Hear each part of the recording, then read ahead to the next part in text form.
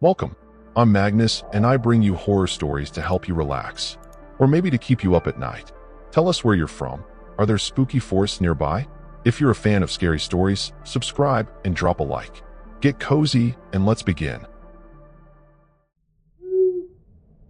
My name is Thaddeus Winslow, 43 years old, and I never thought I'd end up living alone in the backwoods near Copper Harbor, Michigan. The Upper Peninsula seemed like the perfect escape after the divorce and the scandal at my former architecture firm. My cabin sits nestled between ancient white pines at the edge of Lake Superior, built by my own hands over 2 grueling years. My nearest neighbor, an elderly woman named Eleanor Blackwood, lives 3 miles down an unpaved road. She's lived here for decades, her face weathered like the rocky shoreline, her stories about the area as deep and mysterious as the lake itself. I'd been city-born and bred, but something about the isolation called to me.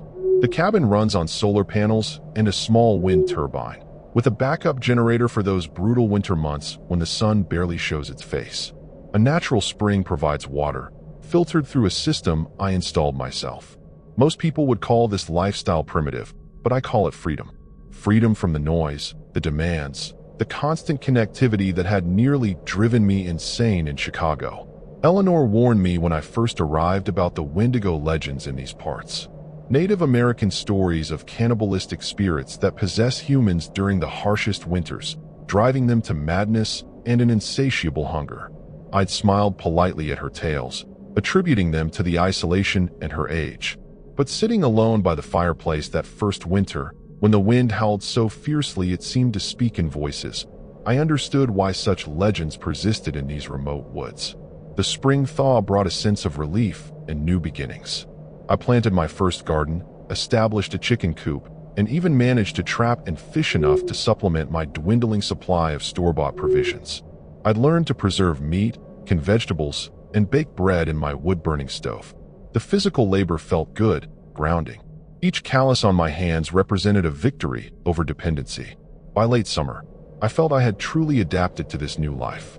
I'd established routines, learned the rhythms of the forest, and grown accustomed to the overwhelming silence that had initially kept me awake at night.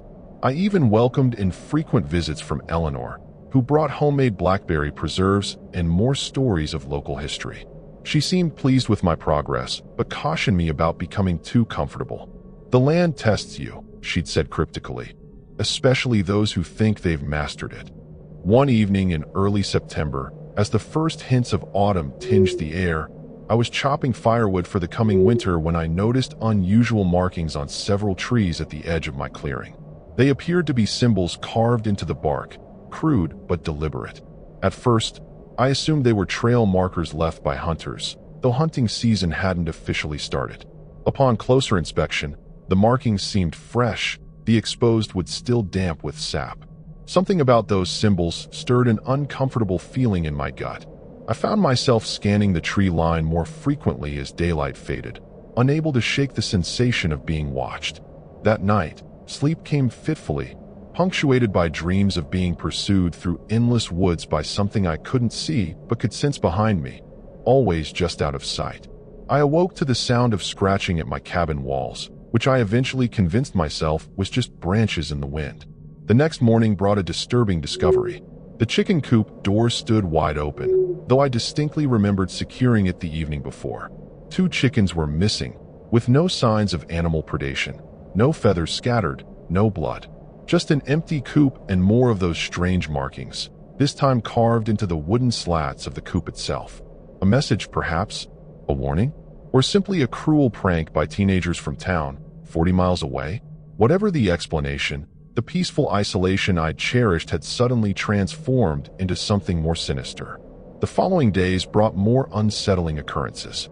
Items in my cabin would mysteriously change position. My hunting knife moved from its sheath to the middle of the kitchen table, my boots turned upside down by the door. I initially attributed these irregularities to my own absent-mindedness, but deep down, I knew better. When I discovered my store of canned goods rearranged one morning, labels facing backward in perfect alignment, I finally acknowledged that someone, or something, had been entering my cabin while I slept. I hiked the 3 miles to Eleanor's place, hoping her decades of experience in these woods might provide some explanation. The usual 20-minute walk felt longer as I constantly glanced over my shoulder, jumping at every snapping twig. Eleanor's weathered face grew grave as I recounted my experiences. She invited me inside her rustic home, its walls adorned with dream catchers and bundles of dried herbs. The Anishinaabe people called them Mimigwizi, she explained, pouring me tea from a cast-iron kettle. Small trickster spirits that test newcomers to their territory. But there are darker things in these woods, especially as winter approaches. Eleanor's words painted a disturbing picture of local occurrences over decades. Missing hikers, hunters found disoriented miles from their camps babbling about figures watching from between trees, and the seasonal appearance of those same symbols I'd found. More disturbingly, she mentioned a small group of people living deeper in the forest, descendants of miners who'd gone feral generations ago after a devastating cave-in cut them off from civilization. They've developed their own ways, she whispered, their own beliefs, and they don't take kindly to outsiders claiming what they see as their land. That night, I reinforced my cabin's doors and windows, placing improvised alarms, tin cans on string, around the perimeter. I kept my shotgun loaded and within reach as I tried to sleep. The wind picked up around midnight, a mournful howl that seemed to carry voices within it. I strained to distinguish words from the natural sounds of the forest, questioning my own sanity as the hours crawled by. Sleep eventually claimed me near dawn, bringing fitful dreams of pale faces watching me through gaps in the cabin walls. The first snow arrived early that year, a light dusting that transformed the landscape overnight. I awoke to find footprints circling my cabin, dozens of them, some clearly human, others smaller with an unusual gait that didn't match any animal I recognized. They converged at my front door, where something had been left, a crude doll made of twigs and chicken bones, bound with what appeared to be human hair. My blood ran cold as I burned the effigy in my wood stove, watching the flames consume whatever message it was meant to convey.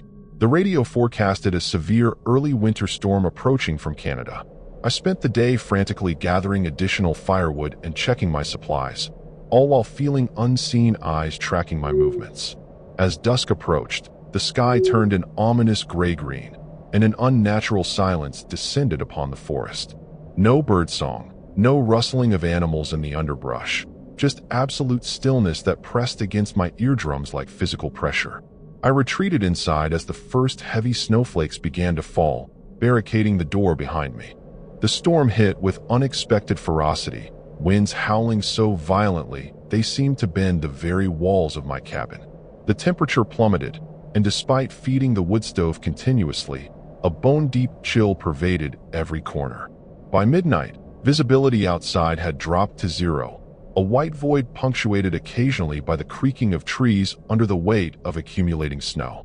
I huddled beneath blankets, fighting both cold and an increasing sense of dread.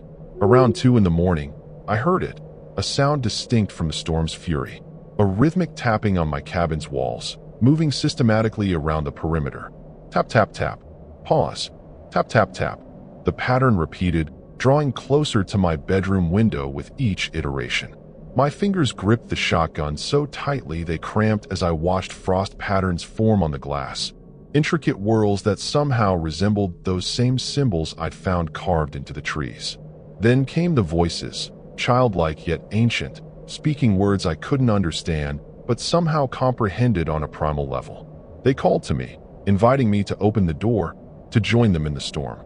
My mind felt foggy, my willpower eroding with each whispered entreaty. I found myself standing before the cabin door, hand reaching for the latch, before a sudden gust of wind shook the entire structure, snapping me back to reason. I retreated to the center of the cabin, creating a circle of salt around myself as Eleanor had advised, though I'd scoffed at such superstitions mere days before. The storm raged for 3 days, during which time I didn't dare sleep for more than minutes at a stretch. The tapping continued intermittently, sometimes accompanied by scratching that left visible marks on the interior walls, marks that appeared without anything visibly causing them.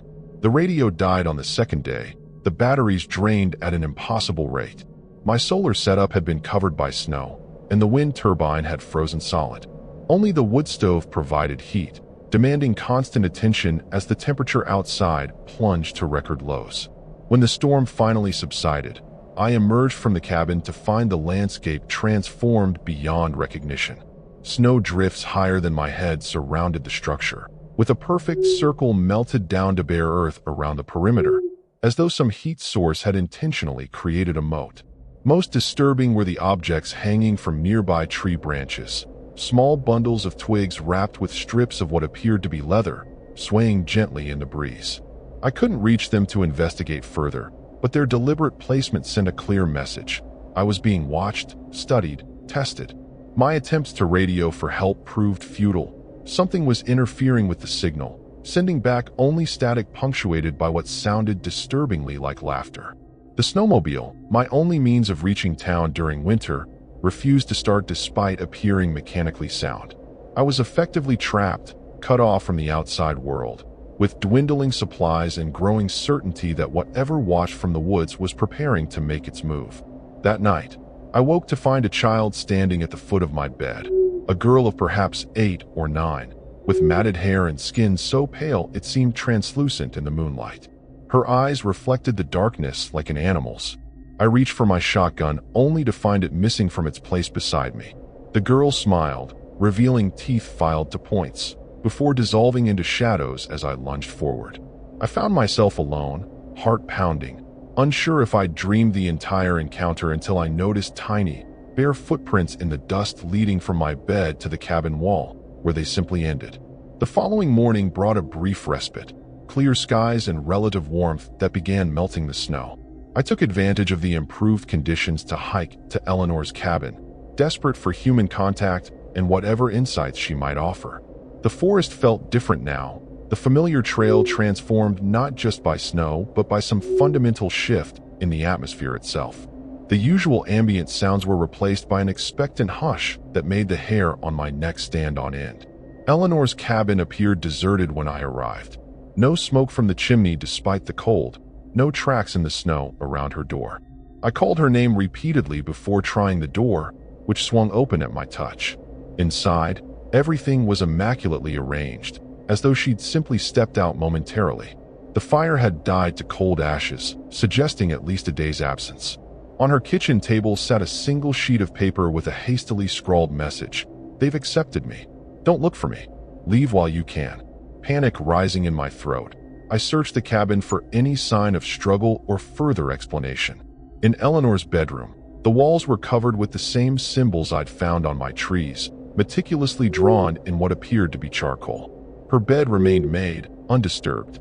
Only when I looked beneath it did I find something significant.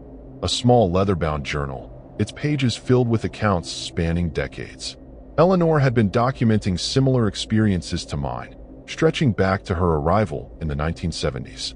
The journal detailed a cycle.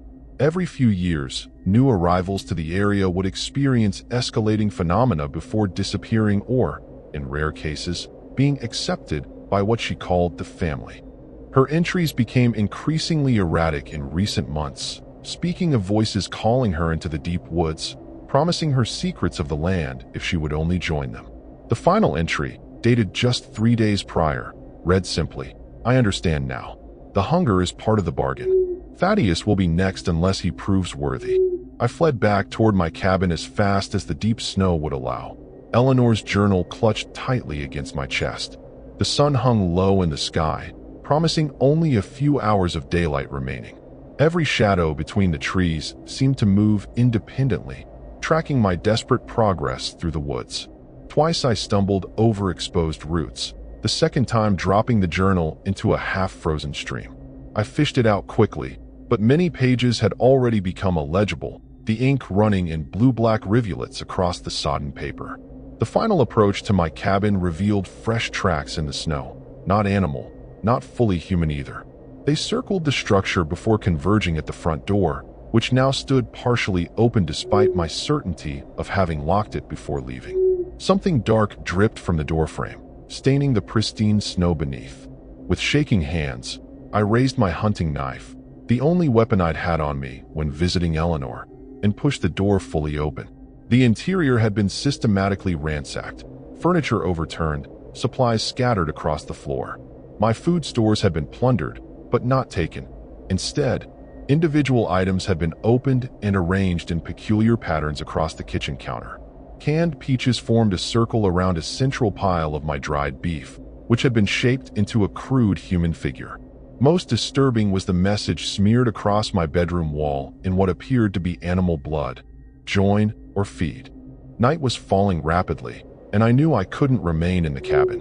Whatever had visited during my absence would surely return after dark. I hastily gathered what supplies I could carry: matches, my compass, jerky, water, a flashlight with spare batteries, and my emergency satellite phone, which had previously failed to connect but represented my only hope of outside contact. I donned every layer of clothing I could wear while still maintaining mobility, then slipped out the back door just as the last light faded from the sky. The forest at night had never felt so threatening. Moonlight filtered through the bare branches, casting networks of shadows that seemed to writhe with a life of their own. I oriented myself toward the logging road that eventually connected to the highway, some 15 miles through dense woodland. Under ideal conditions, it would be a challenging 6-hour hike. Through deep snow, in darkness, pursued by unknown entities, the prospects were grim at best. I'd covered perhaps 2 miles when I heard the first howl. Not wolf, not coyote, but something that approximated human vocals stretched beyond natural limits. It was answered by similar calls from different directions, quickly establishing that I was surrounded. I abandoned the straight path and veered sharply eastward, hoping to lose whatever pursued me in thicker underbrush. The strategy bought precious minutes as I waded through snow-laden pine boughs, the needles scratching my face as I pushed forward blindly. The satellite phone remained obstinately silent, unable to establish a connection despite clear skies above. I began to suspect deliberate interference rather than technical failure.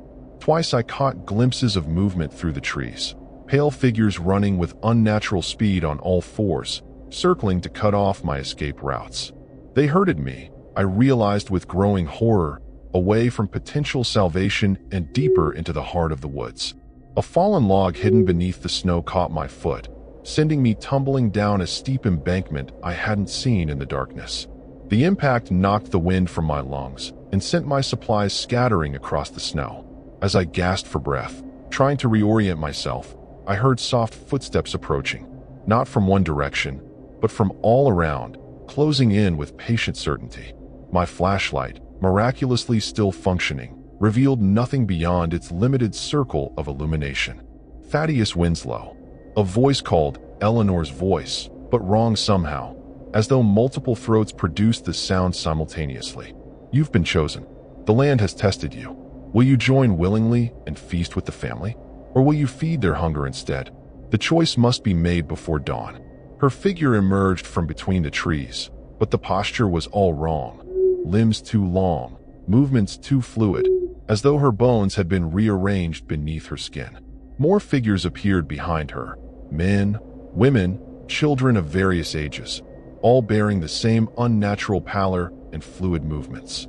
Some I recognized from missing persons posters I'd seen in town months earlier. Others wore clothing so antiquated it belonged in a museum, suggesting they had been part of this family for generations. The girl I'd seen in my cabin stood among them, her pointed teeth bared in what might have been a smile or a threat.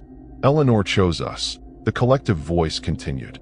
She understood that isolation reveals truth, that hunger is the purest teacher. As she spoke, the group parted to reveal what they had dragged behind them. A freshly killed deer, its throat torn open not by knife or bullet but by teeth. Break your final ties to the old world.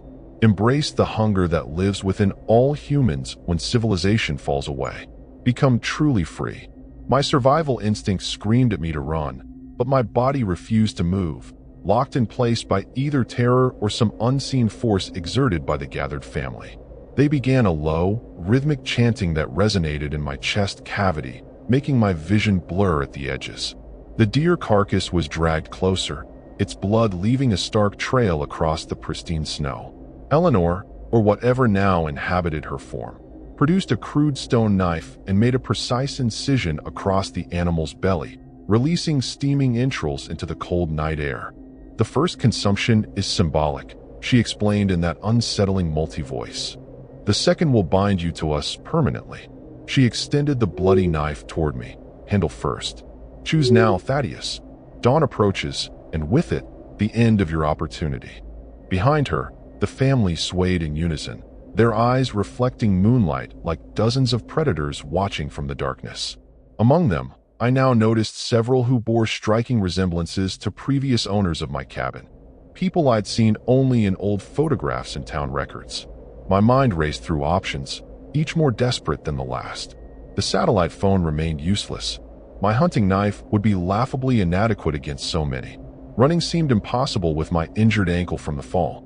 Yet something about their ultimatum suggested rules I might exploit. They needed my consent, my willing participation in whatever ritual they proposed. The compulsion to join them pulled at me, a hunger awakening in response to their chanting, but a core of resistance remained. If I refuse, I managed to ask, my voice barely audible above their continuing chant.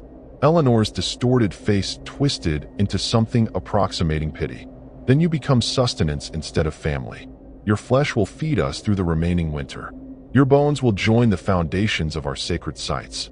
Your spirit will wander these woods, neither here nor there, watching as we extend the same choice to the next seeker of isolation." With trembling fingers, I reached for the offered knife, watching hope flare in their inhuman eyes. But instead of taking it, I drew something from my pocket, Eleanor's lighter, grabbed impulsively from her cabin. In one desperate motion, I flicked it to life and touched the flame to my last resource. The alcohol-soaked bandana I'd been pressing against a cut on my hand, now unwrapped and held aloft like a primitive torch. The flame caught with a whoosh, momentarily blinding my tormentors and breaking whatever hold they'd established over my muscles. I hurled the improvised firebomb directly at the gathered family, their dry, antiquated clothing catching immediately. Inhuman shrieks filled the night as I scrambled backward, using their confusion to put precious distance between us. I half ran, half crawled up the embankment, each movement sending spikes of pain through my injured ankle. Behind me, the fire spread with unnatural speed, as though the very air around the family had been waiting for ignition. Their wails transformed from pain to rage as they realized my choice had been made. Not submission, not even conventional escape, but defiance of the pattern they'd established over generations. Through gaps in the trees, I could see some of them burning while others scattered into the darkness, their movements still unervingly fluid despite the flames consuming them. I pushed onward through the snow, navigating by moonlight after my flashlight finally died. Each labored breath clouded before me as the temperature continued to drop. The sounds of pursuit gradually faded, replaced by an ominous silence broken only by the distant crackling of the fire I'd started. A fire that now threatened to consume not just the family, but potentially the entire drought-stricken forest. Part of me recognized the terrible irony. In fighting one danger, I'd potentially created a greater one. Dawn broke as I finally stumbled onto the logging road, my strength nearly spent.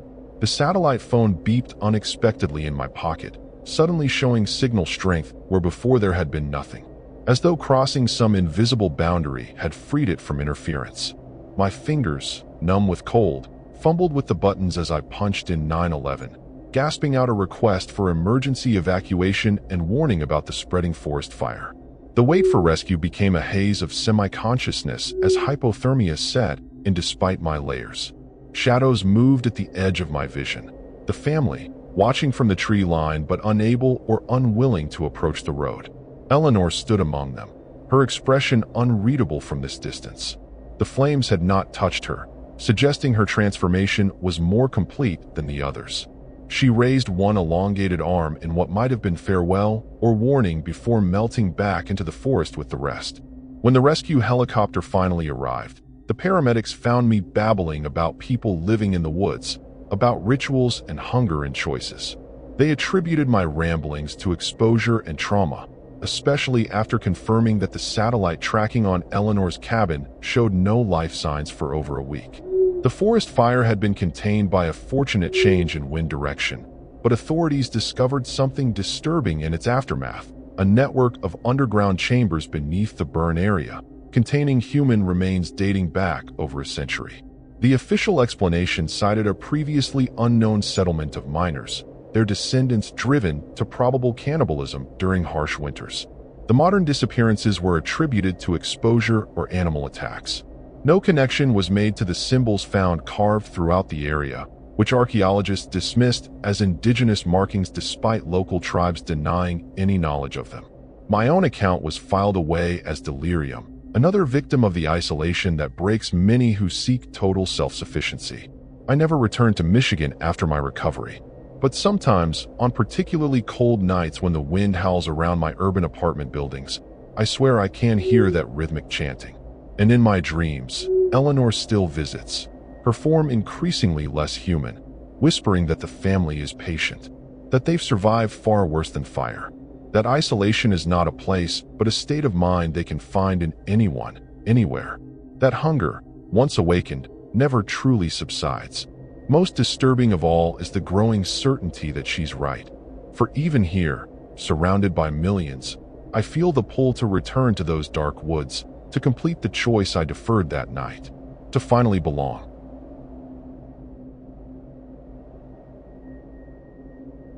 My name is Valerie Mercer, 35 years old, and I've spent the last 6 months living in my great aunt's abandoned farmhouse outside Munising, Michigan. After losing my job as a wildlife biologist and the subsequent breakdown of my engagement, this remote property seemed like the perfect place to rebuild my life away from pitying glances and whispered conversations. The farmhouse sits on 40 acres of dense forest and wetlands near Lake Superior, with the closest neighbor over 2 miles away, a reclusive artist named Silas Blackwood, who I've only glimpsed once, gathering mushrooms at the edge of the property line. The house itself had been vacant for nearly a decade before I arrived, my great-aunt Ida having died with no direct heirs. The inheritance came as a surprise, as I'd only met her once as a child. The locals in town refer to it as Wicker House, though no one seems willing to explain the origin of the nickname. It took weeks to make the place habitable, clearing out raccoon nests, replacing broken windows, and rigging up a rudimentary solar power system supplemented by a temperamental generator. The well water runs clear, but carries a faint metallic taste that I've reluctantly grown accustomed to. Winter in the Upper Peninsula is no joke, especially for someone who'd spent most of her life in suburban Detroit. I'd prepared as best I could, chopped and stacked cords of firewood, installed a ham radio for emergencies, and stockpiled enough non-perishable food to last through spring.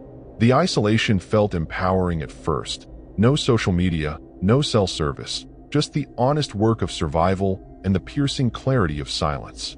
In those early days, I kept a journal documenting the local wildlife, particularly fascinated by the unusual migration patterns of deer that seemed to deliberately avoid certain sections of the forest. My great-aunt's possessions offered glimpses into a life I never knew. Bookshelves filled with obscure botanical texts, journals documenting decades of flora observations, and a locked cedar chest I discovered in the attic containing dried plant specimens labeled in a language I couldn't identify. Most curious was the collection of handcrafted dolls arranged in a semicircle on the mantelpiece, each made from twigs, moss, and what appeared to be human hair. I'd considered removing them, but something about their placement felt deliberate, important even, so I left them undisturbed. Town visits became increasingly uncomfortable as winter deepened. At first, people were merely curious about the Wicker niece, but curiosity soon gave way to what felt like apprehension. The cashier at the general store would count my change without meeting my eyes. The bartender at the local tavern would fall silent when I entered, conversations resuming only after I'd left. Only Mrs. Kovalchuk at the library showed genuine warmth, though even she seemed concerned when I checked out books on local history and folklore, particularly those mentioning the hungry winter of 1892. That history painted a disturbing picture of my property. Apparently, during that infamous winter, 7 families had formed a settlement where my house now stood. When blizzards cut them off from neighboring communities, starvation set in. By spring thaw, only one family remained, the Wickers. Official records attributed the others' disappearance to a desperate attempt to reach Munising through the snow. Unofficial accounts, whispered about in Mrs. Kovalchuk's hushed tones, suggested something far more sinister. A ritual sacrifice to an entity the original Anishinaabe inhabitants called the one who hungers beneath the ice. I dismissed these stories as typical small-town superstition until the winter solstice, when I woke to find all 7 dolls from the mantelpiece arranged in a perfect circle around my bed, their twig arms outstretched toward me. I convinced myself I must have sleepwalked, a reasonable explanation given the stress of isolation. That same day, I noticed a strange formation in the snow-covered field behind the house. A massive spiral pattern that couldn't possibly have been formed by wind or animals, its precision suggesting human creation. Yet there were no footprints leading to or from it. That night, I heard singing for the first time, a distant chorus of voices carried on the wind, speaking words in a language that sounded vaguely like Finnish but distorted somehow.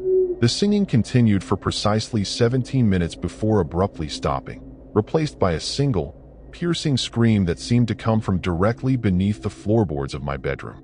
When I finally gathered the courage to investigate the root cellar with a flashlight, I found nothing amiss except for a perfect circle of mushrooms growing despite the freezing temperatures, surrounding what appeared to be a trapdoor I'd never noticed before, its iron ring handle carved with symbols identical to those in my Greytance journals.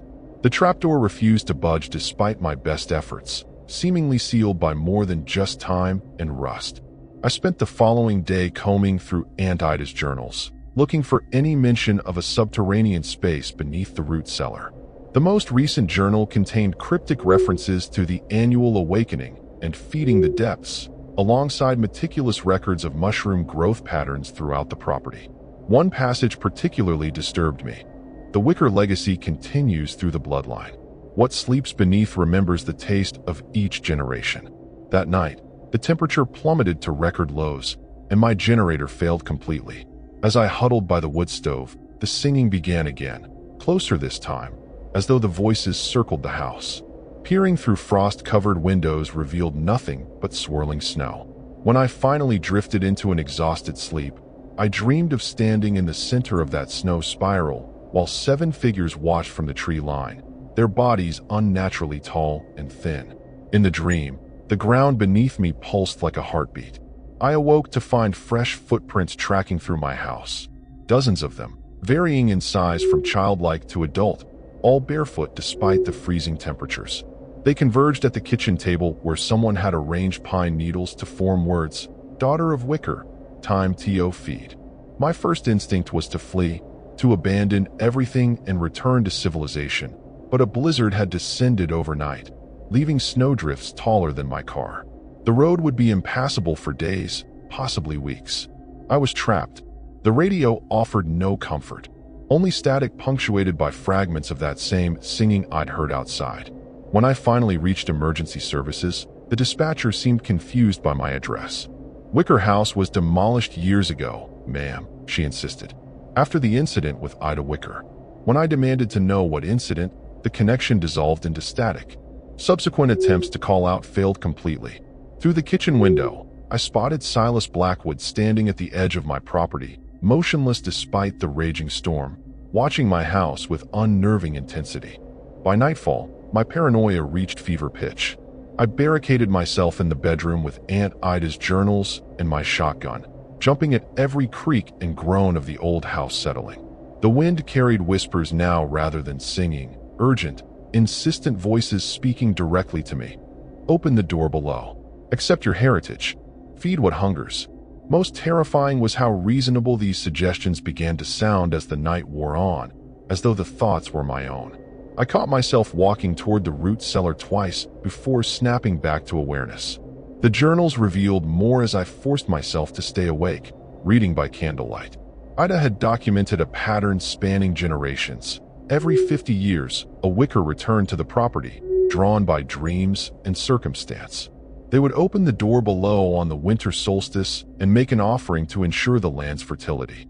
The nature of this offering remained vague in her earlier writings, but her final entry was chillingly clear. "I cannot do what is required. I've sealed the entrance and will end the Wicker line with me. May God forgive me for breaking the covenant."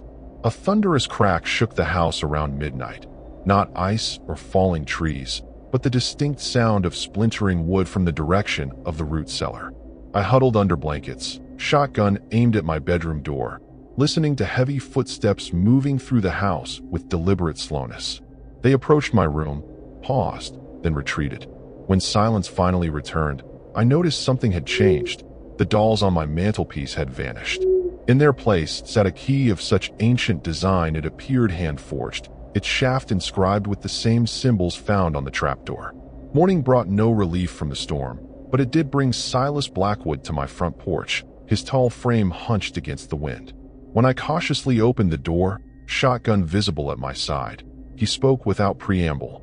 "You've been having the dreams. About the spiral. About what waits below." It wasn't a question. He pushed past me into the house, snow melting from his heavy coat. "Your great-aunt warned us this would happen when she failed to complete the ritual. That the hunger would grow until another Wicker returned." He fixed me with a penetrating stare. "But you're not just any Wicker, are you? You're the 7th generation since the covenant was made. The perfect vessel." Silas's revelations unfolded over hours as the blizzard intensified around us. He claimed to be the descendant of the only person who survived the hungry winter besides the Wickers themselves, a logger who witnessed the original covenant. According to family stories passed down through generations, the settlers had accidentally disturbed something ancient while digging foundations for their homes, something that had hibernated beneath the permafrost for centuries. Their disturbance awakened an entity that demanded tribute in exchange for allowing them to remain on its territory. "The bargain was simple," Silas explained, warming his hands by my wood stove. "Every 50 years, a Wicker would return and provide nourishment. In exchange, the land would remain supernaturally fertile, supporting not just this farm but the entire region. The thing beneath doesn't just hunger for flesh, it feeds on fear, on ceremony, on sacrifice freely given." He produced a faded photograph showing a massive harvest festival from 1942, with yields seemingly impossible for Michigan's harsh climate. "Your great-aunt broke the cycle when she refused to participate. The region has suffered ever since. Crop failures, fishing decline, economic depression." Outside, figures had begun to gather at the tree line. Locals from town, standing motionless in the snowstorm, watching the house. Their stillness despite the raging winds sent chills down my spine. "They're not here to harm you," Silas said, following my gaze. "They're here to witness. The covenant affects everyone, not just the Wickers." He reached into his coat and withdrew a ceremonial knife with a blade of dark, polished stone. "Tonight is the second night of solstice. There's still time to restore balance." My scientific mind rebelled against everything Silas described, yet I couldn't deny the mounting evidence.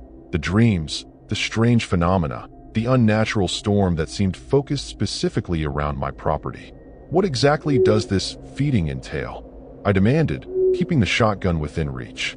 Silas's expression darkened. "I'd have misunderstood. It requires blood, yes, but not death. The entity feeds on potential, on choices surrendered, paths not taken. The offering is symbolic, 7 cuts for 7 families, freely given by the Wicker descendant." As darkness fell, the singing began again, no longer distant but surrounding the house entirely, the townspeople having formed a complete circle around the property. Through the windows, I could see them swaying in unison, their movements synchronized despite the raging storm. The temperature inside the house plummeted suddenly, frost forming on interior walls. The wooden dolls reappeared, now arranged in the center of my kitchen table in a tableau that depicted 7 figures kneeling around a central pit. "They're getting impatient," Silas warned, a new urgency in his voice. "If you won't complete the ritual willingly, they'll find another way. The hunger must be satisfied one way or another." He nodded toward the shotgun I still clutched. "That won't help you against what's coming. They're merely vessels now, channels for something far older than any of us." As if confirming his words, the figures outside began approaching in perfect unison, moving with jerky, puppet-like motions through snowdrifts that should have been impassable. The house groaned around us, timbers creaking under impossible pressure.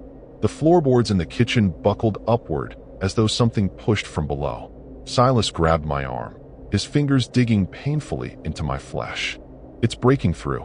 The seal your aunt placed is failing." He dragged me toward the root cellar door. "You must make the choice freely, or we all suffer." Behind us, windows began shattering inward, allowing snow and fragments of that eerie singing to penetrate the house's defenses. We reached the root cellar just as the first of the townspeople breached the front door. Mrs. Kovalchuk from the library, her normally kind face now blank and expressionless, movements stiff as she climbed through the broken window, despite the glass cutting her hands. She spoke in a voice not her own, deeper and resonating with multiple tones. The vessel has returned. The circle will be completed. More figures followed her, all moving with the same unnatural coordination, their eyes reflecting candlelight like animals caught in headlights. The root cellar provided momentary refuge as I barricaded the door behind us, buying precious minutes to process the nightmare unfolding around me. Silas moved with practiced efficiency to the center of the earthen floor, brushing away decades of dust to reveal an intricate spiral pattern carved into the stone beneath. The same pattern I'd seen formed in the snow outside. At its center lay the trapdoor, its iron ring handle now visibly vibrating against the stone, as though something below pulled rhythmically from the other side. "Your blood carries the memory of the original covenant," Silas explained, voice tight with urgency as fists began pounding on the cellar door above. "You can renew the bargain without fully understanding it. Intent matters more than comprehension." He pressed the stone knife into my palm, its weight disproportionate to its size, the blade seeming to drink in the dim light rather than reflect it. 7 cuts, freely given. 1 for each of the original families. That's all it requires to restore balance. The pounding intensified, with splintering above us. Through cracks in the cellar door, I glimpsed distorted faces pressed against the opening, mouths moving in perfect synchronization as they continued their eerie chant. The mushroom circle around the trapdoor had expanded since my last visit, caps glistening with moisture despite the freezing temperatures. Most disturbing was the visible pulsing of the earth itself, as though the ground beneath the house had developed its own heartbeat. "What happens if I refuse?" I asked, gripping the knife, but making no move to use it. Silas's expression darkened. "The hunger has been building for decades. It will take what it needs, with or without consent. Last time this happened, before the Covenant, it consumed an entire Ojibwe village, left nothing but bones arranged in spiral patterns across the forest floor." He gestured to the trapdoor. "What sleeps below doesn't truly understand humanity. It thinks in patterns, in cycles. The Covenant gives it structure, makes it predictable. Without that framework, its feeding becomes indiscriminate." The cellar door finally gave way with a thunderous crack, bodies tumbling down the stairs in an uncoordinated mass before rising with that same puppet-like motion. Their eyes had changed. Pupils expanded to consume the entire iris, reflecting green in the dim light like nocturnal animals. They formed a circle around us, maintaining a precise distance from the mushroom ring, their movements unnaturally synchronized as they continued their chant. I recognized nearly every face from town: the grocery clerk, the bartender, elderly Mrs. Peterson who ran the post office. The knife grew warm in my hand, almost feverishly hot against my palm. The chanting reached a crescendo as the trapdoor handle began turning on its own, ancient mechanisms grinding beneath the stone. Silas backed away, taking position among the townspeople. "You must choose now, Valerie Wicker," he said, his voice joining the chant, eyes transforming like the others. "Feed what hungers freely, or watch it feed on everything you've ever known." The trapdoor lifted an inch, releasing the smell of damp earth and something else, ancient, organic, hungry. In that moment of perfect clarity, I understood what my great-aunt had realized decades earlier. The pattern was a trap, not just the spiral beneath my feet, but the cycle of sacrifice that had sustained this bargain for generations. Something ancient had manipulated human fear and superstition, training families like mine to provide regular nourishment through a covenant built on misunderstanding. The fertility it offered in exchange was merely the absence of its predation, protection money disguised as blessing. With sudden resolve, I raised the knife, not to cut myself as tradition demanded, but to scrape away the mushrooms forming the circle. The reaction was immediate and violent. The townspeople lurched forward as one, their movements no longer human, bones visibly shifting beneath skin as whatever controlled them reacted to my defiance. The trapdoor flew completely open, revealing not a space below, but a writhing darkness that seemed to consume light itself. Tendrils of shadow extended upward, reaching toward me with unmistakable purpose. I threw myself backward, narrowly avoiding capture, and scrambled toward the stairs. The possessed townspeople moved to intercept me, but their coordination faltered as I disrupted more of the spiral pattern, kicking away the carefully arranged mushrooms and scoring deep lines through the carved stone with the ceremonial blade. Each defacement sent visible shudders through the crowd, their movements becoming jerky and uncoordinated. The darkness from the trapdoor pulsed with what felt unmistakably like rage. The distraction gave me just enough time to bolt up the cellar stairs and through the kitchen. Behind me, the possessed townspeople recovered quickly, pursuing with unnatural speed. I slammed doors behind me as I ran, knowing each barrier would buy only seconds. My mind raced through options. I couldn't outrun them, couldn't hide, couldn't fight so many. The answer came as I spotted Aunt Ida's journals still scattered on my bed. Her final entry mentioned sealing the entrance. If she had found a way to contain this entity before, perhaps I could do the same. Frantically scanning the journal's last pages, I found what I needed. Not an incantation or ritual as I'd feared, but something far more practical. Ida had discovered that the entity, whatever it was, had a profound aversion to certain chemical compounds. Specifically, she'd used a mixture of salt, iron filings, and a particular mushroom that grew only in contaminated soil, the same type that had formed the circle in the root cellar. It wasn't magic, but science. The entity was fungal in nature, ancient and vast, with the mushrooms serving as its sensory organs. The iron and salt disrupted its chemical communication network. I barricaded myself in the bathroom, the only room with a lock, and tore through the medicine cabinet. My hands closed around a container of Epsom salts and my iron supplements. For the final ingredient, I would need to venture back to the cellar and retrieve one of the mushrooms. Impossible with the house now overrun, unless I remembered the circle I'd seen in the snow outside, identical to the pattern in the cellar. If the entity's network extended throughout the property, its sensory organs would be present there as well. The bathroom window was small, but large enough for me to squeeze through with effort. I landed in a snowdrift, the blizzard still raging around me. The possessed townspeople hadn't noticed my escape yet, their attention focused on breaking down the bathroom door. I circled wide around the house toward the field where I'd seen the spiral. Sure enough, dotting the pattern were clumps of those same distinctive mushrooms, somehow thriving in the frozen ground, their caps glistening with the same unnatural moisture. I harvested several, stuffing them into my coat pocket before heading for the barn where I knew my great-aunt had kept gardening supplies. Inside, I found what I needed: a hand tiller, fertilizer, and most importantly, a propane torch used for burning weeds. Working quickly, I crushed the mushrooms, mixed them with the salts and iron supplements, then added fertilizer to create a slurry that would burn slowly but intensely. The possessed townspeople had discovered my absence now, streaming out of the house in all directions, scanning the property with those inhuman eyes. A plan formed as I watched them move, still coordinated but less fluid than before, as though my disruption of the basement pattern had weakened whatever control the entity exerted. They searched using the mushroom network as guidance, drawn to areas of strongest connection. The largest concentration lay beneath the house itself, centered on that ancient trapdoor.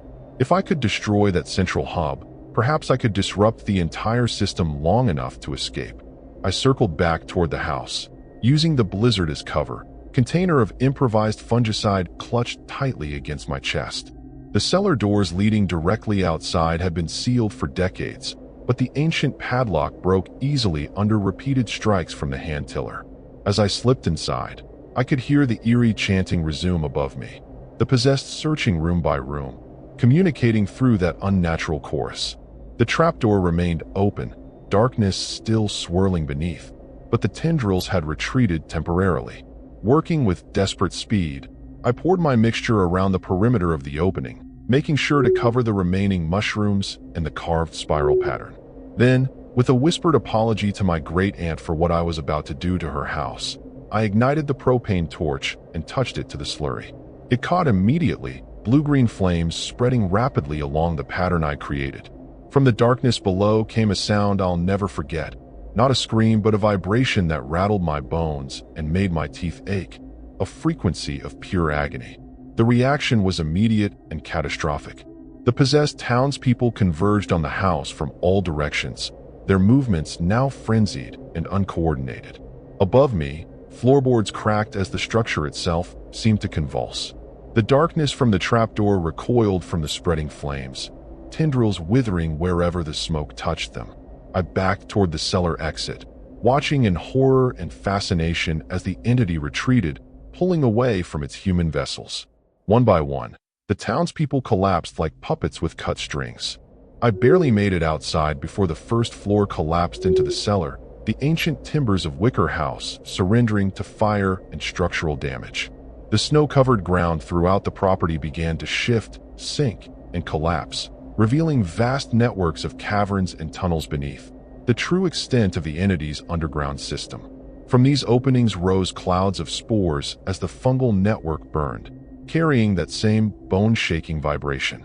All around the property, the possessed townspeople writhed on the ground, black fluid seeping from their eyes and mouths as the entity's control was forcibly severed.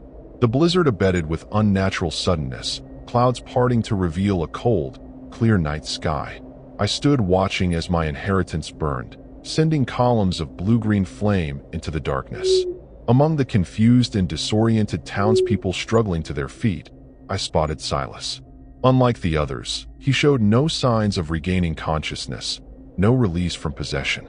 Instead, his body began to deform, limbs elongating and skin splitting to reveal not blood but dark, fibrous material similar to mushroom stems. He had never been human, I realized, just another sensory organ of the entity, a more sophisticated puppet maintained to interact with the human world. By dawn, emergency vehicles from 3 counties had arrived, drawn by reports of strange lights and a massive sinkhole developing in the forest outside Munising. They found disoriented townspeople with no memory of the night's events, a property consumed by inexplicable fire that resisted normal firefighting methods, and me, wild-eyed and babbling about fungal entities and ancient covenants. I was sedated, hospitalized, and eventually diagnosed with extreme stress reaction and environmental toxin exposure from rare mushroom spores found throughout the property. Official reports cited a previously unknown network of abandoned mine shafts beneath the property, weakened by decades of erosion and finally collapsing during the blizzard. The fire was attributed to ruptured propane lines. Soil samples revealed unusual fungal growth, probably caused by chemical seepage from illegal dumping during the area's logging heyday. Nothing supernatural, nothing unexplainable, just an unfortunate convergence of natural phenomena and bad luck. The locals never spoke of that night again, at least not to outsiders, but I've noticed they now burn salt and iron filings during winter solstice celebrations. I left Michigan as soon as I was released from the hospital, changed my name, and tried to forget. But sometimes in my dreams, I still hear that eerie singing. Worse are the mushrooms that appear in my garden regardless of season, arranged in perfect spirals that I destroy each morning. Most disturbing are the letters that arrive every winter solstice, postmarked from Munising but with no return address, containing only 7 dried mushroom caps, and the words, "The covenant isn't broken, merely suspended." I burn these ritually, scattering the ashes in running water as my research into fungal entities suggests. I know what waits beneath the ice hasn't been destroyed, merely contained, temporarily. And I know with certainty that someday, perhaps generations from now, another Wicker will be drawn back to that land to face the same choice I did.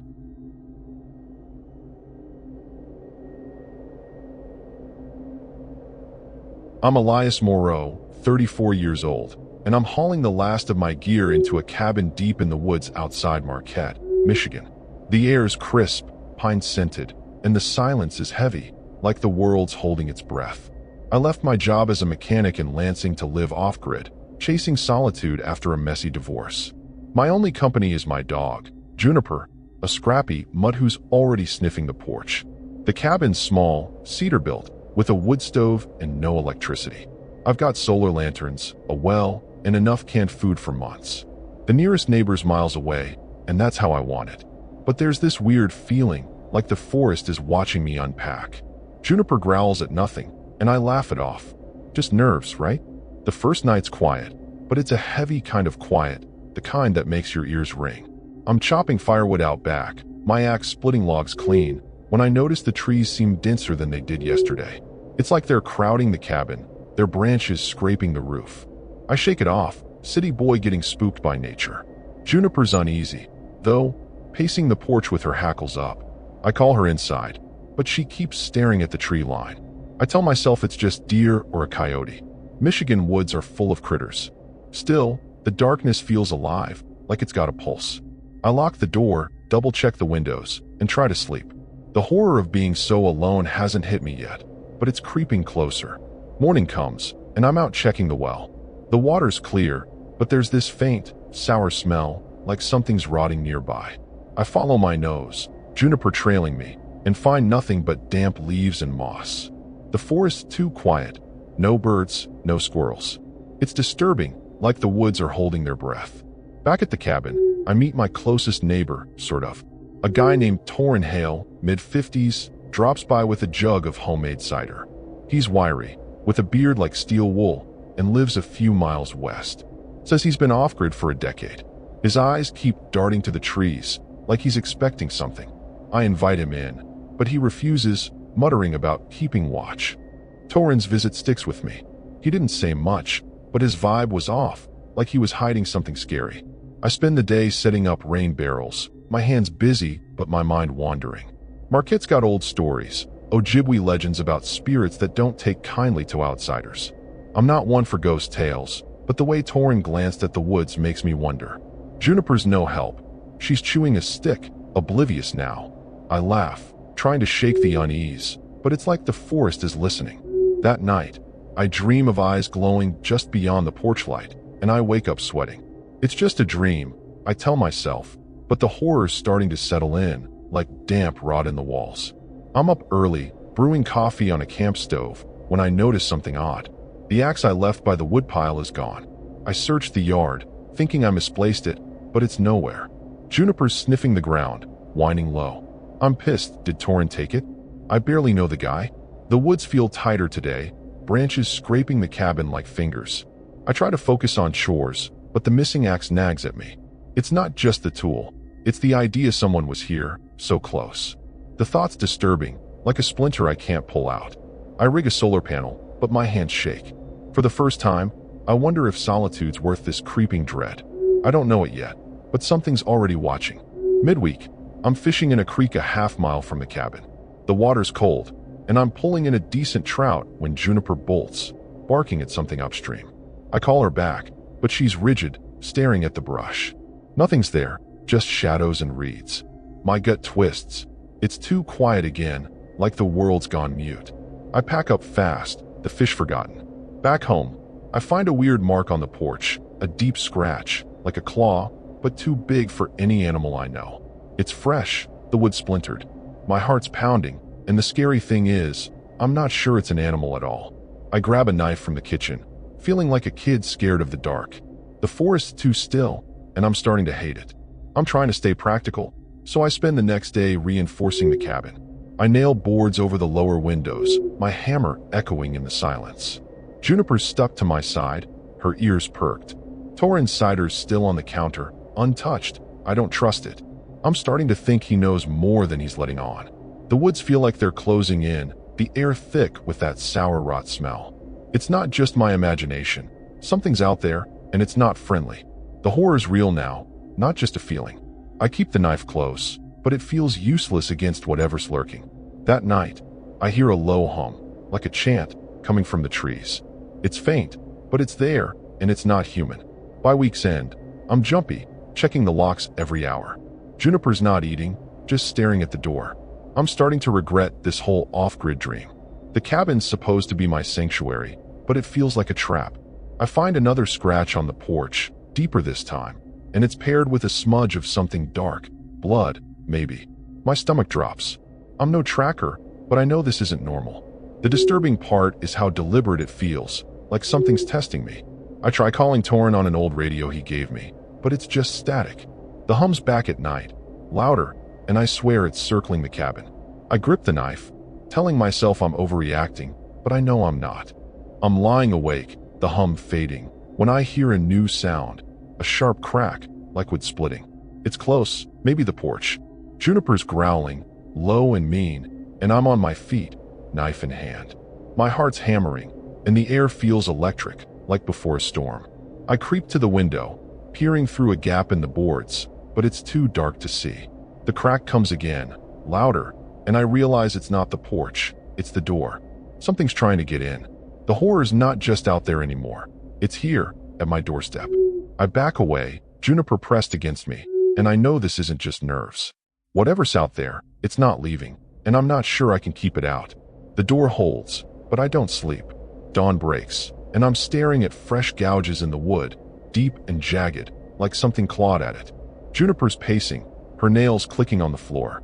I'm rattled, the horror of last night still crawling up my spine. I grab a hammer and nails, boarding up the door's lower half, but it feels pointless.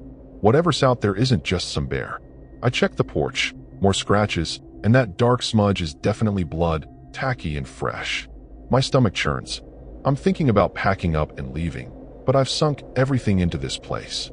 Running feels like giving up. Still, the scary thing is, I don't know what I'm up against. I decide to track whatever did this, knife in hand, Juniper at my side.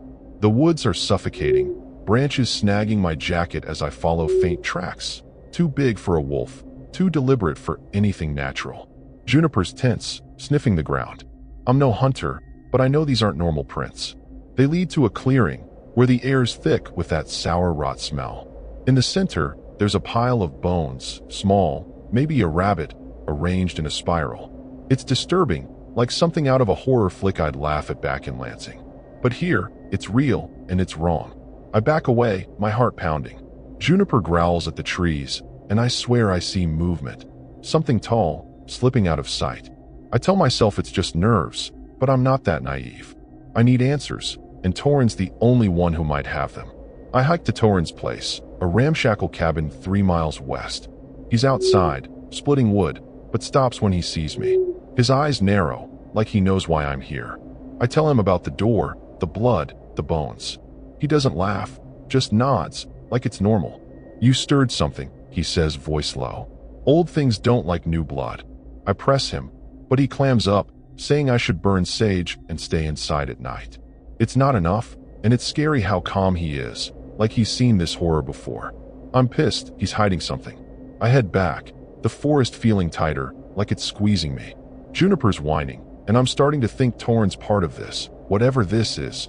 Back at the cabin, I try the radio again, static, always static. I'm cursing myself for not bringing a satellite phone. The well's acting up now. The water's cloudy, with that sour smell. I boil it, but it tastes wrong, metallic. I'm rationing bottled water, but it won't last. The practical side of me says fix the well, but the horror's got me paranoid. What if something's in the water? I dig around the well, finding nothing but mud and roots. Juniper's no help, barking at shadows. I'm jumpy, every snap of a twig making me grip the knife. The scary part is how fast this is spiraling. I moved here for peace, but it's like the woods are punishing me for it. I decide to set traps around the cabin, just in case. I'm rigging snares with fishing line and cans, something I saw in a survival video. It's crude, but it's better than nothing. The sun's dipping, painting the trees blood red, and I'm rushing to finish before dark. That hums back, low and rhythmic, coming from the woods. It's not wind or animals. It's deliberate, like a chant. My skin crawls, the disturbing sound burrowing into my head. Juniper's frozen, staring at the tree line. I yell into the dusk, demanding whatever's out there to show itself. Nothing answers, but the hum stops, and that's worse. The silence is heavy, like the calm before a storm. I retreat inside, locking everything, but I know locks won't stop what's coming. I'm starting to think I've made a terrible mistake. Night falls, and I'm sitting by the wood stove, knife on my lap. Juniper's curled up, but her ears are perked. I'm replaying Torrin's words. Old things don't like new blood. Marquette's got myths, Ojibwe stories about the Wendigo, a spirit that hunts the greedy. I'm not greedy, just stubborn, but maybe that's enough. The horror's in how real it feels, like the stories aren't just stories. I check the windows, the boards holding firm, but I hear something new, a faint tap, like fingers on glass. It's coming from the back window, the one I didn't board up. My heart's in my throat. I creep closer, knife raised, and see nothing but darkness. The tapping stops, but I'm not relieved. Something's playing with me. I'm up all night, every creak of the cabin spiking my pulse. By morning, I'm exhausted, but I check the traps. One's triggered, the can scattered, but there's no animal, just more blood, smeared like a warning. It's disturbing, like whatever's out there is mocking me. I reset the trap, my hands shaking. I'm torn, stay and fight, or pack up and run. Leaving means admitting defeat, but staying feels like suicide. I decide to give it one more day, maybe confront Torin again. He knows something, and I'm done with his cryptic bullshit. The scary thing is, I'm not sure he's on my side. Juniper's acting weirder, sniffing the floor like she smells something I can't. The cabin's starting to feel like a cage. I'm chopping wood to burn sage, like Torin said, when I find my axe, the one that went missing. It's buried in a stump, blade sunk deep, like someone swung it hard. There's blood on the handle, dried but fresh enough to make me gag. The horror hits me like a punch. This wasn't an accident. Someone, or something, left it for me to find. I yank it free, my mind racing. Torin? A squatter? Or something worse, something tied to that hum, those bones.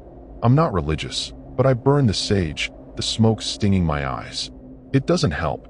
The air's still heavy, the wood's still watching. Juniper's growling again, and I'm starting to think she senses what I'm too stubborn to admit. Something's closing in. I'm pacing the cabin, axe by the door, when I hear it, a scream, human but wrong, like it's torn from something dying. It's coming from the woods, not far. Juniper's barking, frantic, and I'm frozen, the sound chilling me to the bone. It's not an animal, not a person. It's something else, something scary that doesn't belong. I grab the axe, my hands sweaty, and step onto the porch. The scream cuts off, leaving silence so thick it hurts. I shine a flashlight into the trees, the beam shaking. Nothing moves, but I feel eyes on me, heavy and cruel. The disturbing truth is sinking in. Whatever's out there isn't just testing me anymore. It's coming for me, and I don't know how to stop it. I'm on the porch, axe in hand, flashlight beam slicing the dark. The scream's gone, but the silence is worse, heavy with horror. Juniper's growling, her fur bristling. I sweep the light across the trees, and something moves, tall, too tall, slipping behind a pine. My heart's pounding, the scary truth sinking in. This isn't a bear or a squatter. I yell, my voice cracking, demanding it show itself. Nothing answers, but the hum starts again, louder, vibrating in my chest. It's coming from all sides, like the forest itself is chanting. I back toward the door, Juniper pressed against me. The disturbing part is how wrong it feels, like the air's turned sour. I lock us inside, but the cabin's no sanctuary. Something's out there, and it knows I'm here. I'm barricading the door with a chair when the tapping starts again, slow and deliberate, on the back window. It's not random, it's taunting me. I grip the axe, my palms sweaty, and creep toward the sound. The horror's choking me, but I force myself to look. Through the glass, I see it, just for a second. A face, pale and stretched, eyes too big, staring right at me. It's gone before I can scream, but my legs buckle. Juniper's barking, frantic, and I'm shaking so bad I drop the flashlight. That wasn't human, not even close. The scary thing is, it didn't look angry. It looked curious, like I'm a bug it's studying. I slam a board over the window, nails slipping, my hands useless. The tapping stops, but I know it's still out there. I'm huddled by the wood stove, axe across my lap, trying to make sense of it. That face, it's like those old Wendigo stories, but worse, more real. The hum's constant now, seeping through the walls, and it's messing with my head. I'm seeing things in the shadows, shapes that vanish when I blink. Juniper's whining, her eyes locked on the ceiling. I look up and freeze. There's a faint scratching, like claws on the roof. The horror's unbearable, the realization that it's not just outside, it's above me, testing the cabin. I shout, swinging the axe at nothing, desperate to feel in control. The scratching stops, but the hum grows louder, and I swear I hear whispers mixed in, words I can't make out. I'm losing it. Morning comes, gray and cold, but the hum doesn't stop. I check the traps. 2 are smashed, the cans twisted like tinfoil. There's more blood, smeared in patterns, like a message. It's disturbing, deliberate, and I'm done pretending this is just an animal. I grab my backpack, thinking I'll hike to Torin's, force him to talk. But when I step outside, the air's wrong. thick, like breathing soup. The trees look different, closer, their branches tangled like a cage.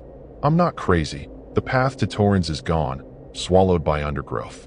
The scary part is, I'm trapped, the forest itself turning against me.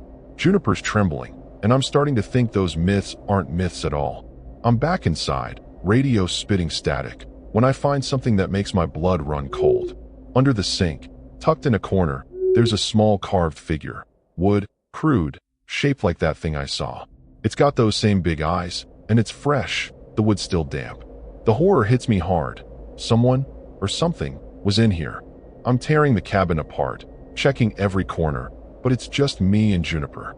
The disturbing truth is, it got in without a sound, left this thing to mess with me. I burn the figure in the stove, the smoke stinging my eyes, but the hum gets louder, angrier. I'm screaming at the walls, begging it to leave me alone, but the whispers are clearer now, saying my name. I'm trying to stay sane, rigging more traps inside, when Torrens shows up. He's banging on the door, yelling my name. I let him in, axe ready, because I don't trust him. His face is pale, eyes wild, and he's clutching a rifle. You saw it, didn't you? He says, voice shaking. I nod, too scared to lie. He tells me it's not a Wendigo. It's older, something the Ojibwe call the Watcher, tied to these woods. It doesn't just hunt, it invades your mind, your home, until you break. The scary thing is, Torrens not here to help. He's warning me to leave before it's too late. He says he's been fighting it for years, and he's losing. The horror's in his eyes, like he's already half gone. He leaves me the rifle and bolts. I'm clutching the rifle, Juniper at my feet, when the scratching starts again, on the walls, the roof, everywhere. The hum's a roar now, shaking the cabin. I fire a shot through the ceiling, screaming, and the noise stops for a second. Then it's back, louder, and the windows rattle like they're about to burst. The disturbing part is, I'm not alone anymore. I feel it inside, in my thoughts, twisting them. I see that face again, not outside but in my mind, smiling. I'm fighting to stay focused, telling myself it's not real, but it's winning. Juniper's howling, and I'm praying Torrens wrong, that I can outlast this. But deep down, I know it's not just in the woods, it's in me now. I'm loading the rifle, hands shaking, when I hear footsteps, heavy, deliberate, circling the cabin. They're not human, too uneven, like something's dragging itself. The horror's suffocating, and I'm whispering to Juniper to stay quiet. I peek through a gap in the boards, and my breath catches. It's there, just beyond the porch light, tall, gaunt, its limbs too long, moving like a puppet. It stops, turns its head, and those eyes lock on me. The scary thing is, it's not rushing. It's savoring this, like it knows I'm trapped. The whispers are louder, chanting my name, and I'm fighting not to listen. I aim the rifle, but my finger freezes. It's not just fear, it's like it's holding me, stopping me. The cabin feels smaller, the walls closing in. I'm backed against the stove, rifle shaking, when the door buckles, not breaks, just bends, like something's pressing against it. The hum's deafening, the whispers screaming my name. Juniper's snarling, but she's terrified, her tail tucked. The disturbing truth crashes over me. This thing doesn't need to break in. It's already inside, in my head, in the air. I fire at the door, the shot echoing, but it doesn't stop. The face appears at the window, pressed against the glass, its mouth stretching into a grin. I scream, swinging the axe, shattering the glass, but it's gone. The horror's clear now. This isn't just a monster. It's something ancient, cruel, and it's chosen me. I don't know how to fight it, but I know I can't stay here. The door's buckling, and I'm grabbing my backpack, stuffing it with essentials, knife, matches, waterapa.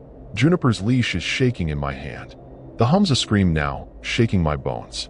I sling the rifle over my shoulder, the horror choking me. That thing's outside, its eyes burning in my mind. I rip the boards off the back window, glass cutting my hands. The forest's a trap, but Stang's death. I whisper to Juniper, "We're running, girl." The scary thing is, I know it's waiting, but I can't stay. I climb out, Juniper scrambling after me. The air's thick, the trees twisting like claws. I sprint, branches tearing my skin, the hum chasing me. It's not just sound, it's alive, pulling at my thoughts. I hear it behind me. Too close, its steps uneven, dragging. I don't look back. I can't. I'm crashing through the woods, Juniper panting beside me. The path's gone, the forest a maze. My flashlight's beam jerks, catching glimpses of eyes, dozens, glowing, trailing us. The horrors in how they move, synchronized, like a pack. I'm sobbing, my lungs burning, but I keep running. The disturbing part is the silence. No birds, no wind, just that hum in those eyes. I trip on a root, slamming into the dirt, the rifle skidding away. Juniper's barking, tugging my sleeve. I scramble up, leaving the gun. Too heavy, too slow. The thing's closer, its breath hot and sour. I pull Juniper into a thicket, praying it passes. It stops, sniffing, and I hold my breath, the scary truth hitting me. It's not just hunting, it's playing. We're crouched in the brush, my hand over Juniper's muzzle. The thing's shadow looms, too tall, its limbs bending wrong. The hum's in my head, whispering my name, promising peace if I give up. The horror's tempting, but I think of my old life, stupid fights, late nights, anything human. I won't let it win. I grab a rock, ready to fight, when it moves off, like it's bored. I wait, shaking, then crawl out. The forest's shifting, paths appearing where none were. I don't trust it, but I've got no choice. Juniper's limping, her paw bleeding, but she's tough. The scary thing is, I'm not sure where I'm going, Torrens. Town. Every step feels like a trap, the disturbing eyes still watching, waiting for me to slip. I'm stumbling through a clearing when I see it. A road, gravel and rutted, glinting in the moonlight. My heart leaps. It's real, not some trick. I drag Juniper toward it, the hum fading slightly. The horror's still there, though, in the way the trees lean in, like they're alive. I'm thinking of hitchhiking, flagging anyone, when I hear an engine. Headlights cut the dark, a truck, old and rusted. I wave, screaming, and it slows. The driver's face is hidden, but I don't care. I'm begging. Please, get us out. Juniper's growling, but I shove her in the cab. The driver's silent, just nods, and peels out. The scary part is, the hum's still there, faint, like it's riding with us. I don't look at the driver's eyes. The truck's rattling, the road blurring past. I'm clutching Juniper, trying to breathe. The driver's quiet, hands tight on the wheel, and I'm too scared to talk. The disturbing thing is, the forest doesn't let go. Trees seem to follow, their shadows stretching across the road. I'm checking the side mirror, and my stomach drops.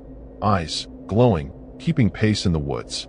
The hum's louder, and I realize it's not outside. It's in the truck, in my head. I glance at the driver, and the horror hits. His hands aren't right, too long, too pale. I'm frozen, my knife useless in my pocket. Juniper's snarling, sensing it too. I'm thinking of jumping, but the doors lock with a click. The scary truth is, I didn't escape. I just ran to it.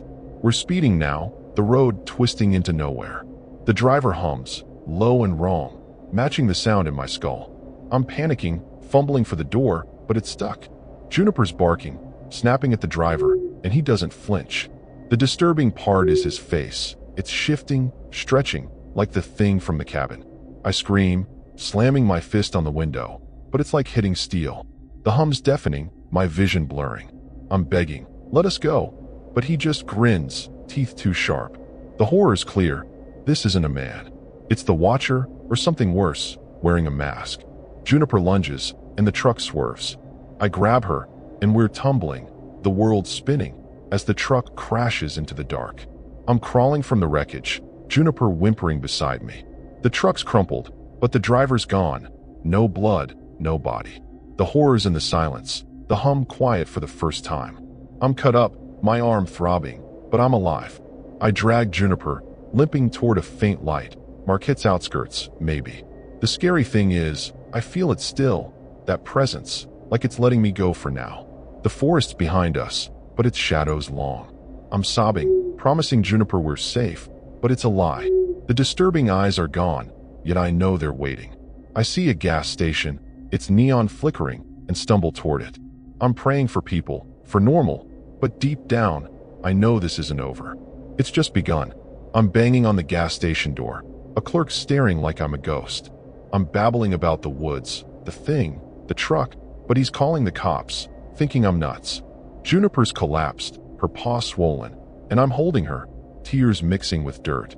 The horrors in how normal this place feels, fluorescent lights, candy racks, like the forest never happened. But my hands are shaking. The hums echo still in my ears. The disturbing part is, I'm safe, but I'm not. I keep glancing at the windows, expecting those eyes. The clerk offers water, but I can't drink. My throat's tight. The scary truth is, I brought something back with me, something inside. Sirens wail, and I'm praying they're human, not another trick. I'm in the gas station, cops pulling up, their radios crackling. I'm trying to explain, but my words sound crazy. Monsters, humming, a driver who wasn't human. The horrors in their eyes, pity mixed with doubt. Juniper's curled up, a vet on the way. I'm clutching my knife, hidden in my sleeve, because I don't trust anyone. The disturbing thing is, the hums faint but there, like a heartbeat in my skull. I'm scanning the lot, the dark beyond the pumps, knowing it's out there. The cops want my ID, my story, but I'm stalling. The scary part is, I'm not sure who's human anymore. One cop staring too long, his eyes too wide, and my gut twists. I'm trapped again, just in a brighter cage, and I don't know how to run from what's inside me. The cops take me to the station, their questions relentless. I'm Elias Moreau, 34, and I'm telling them about the watcher, the cabin, the eyes. They're scribbling, but I see their smirks. The horrors and how alone I am, even surrounded. Juniper's at the vet, and I'm praying she's okay. The disturbing part is, the hum's growing, like it's feeding on my fear. I'm sipping coffee, but it's ash in my mouth.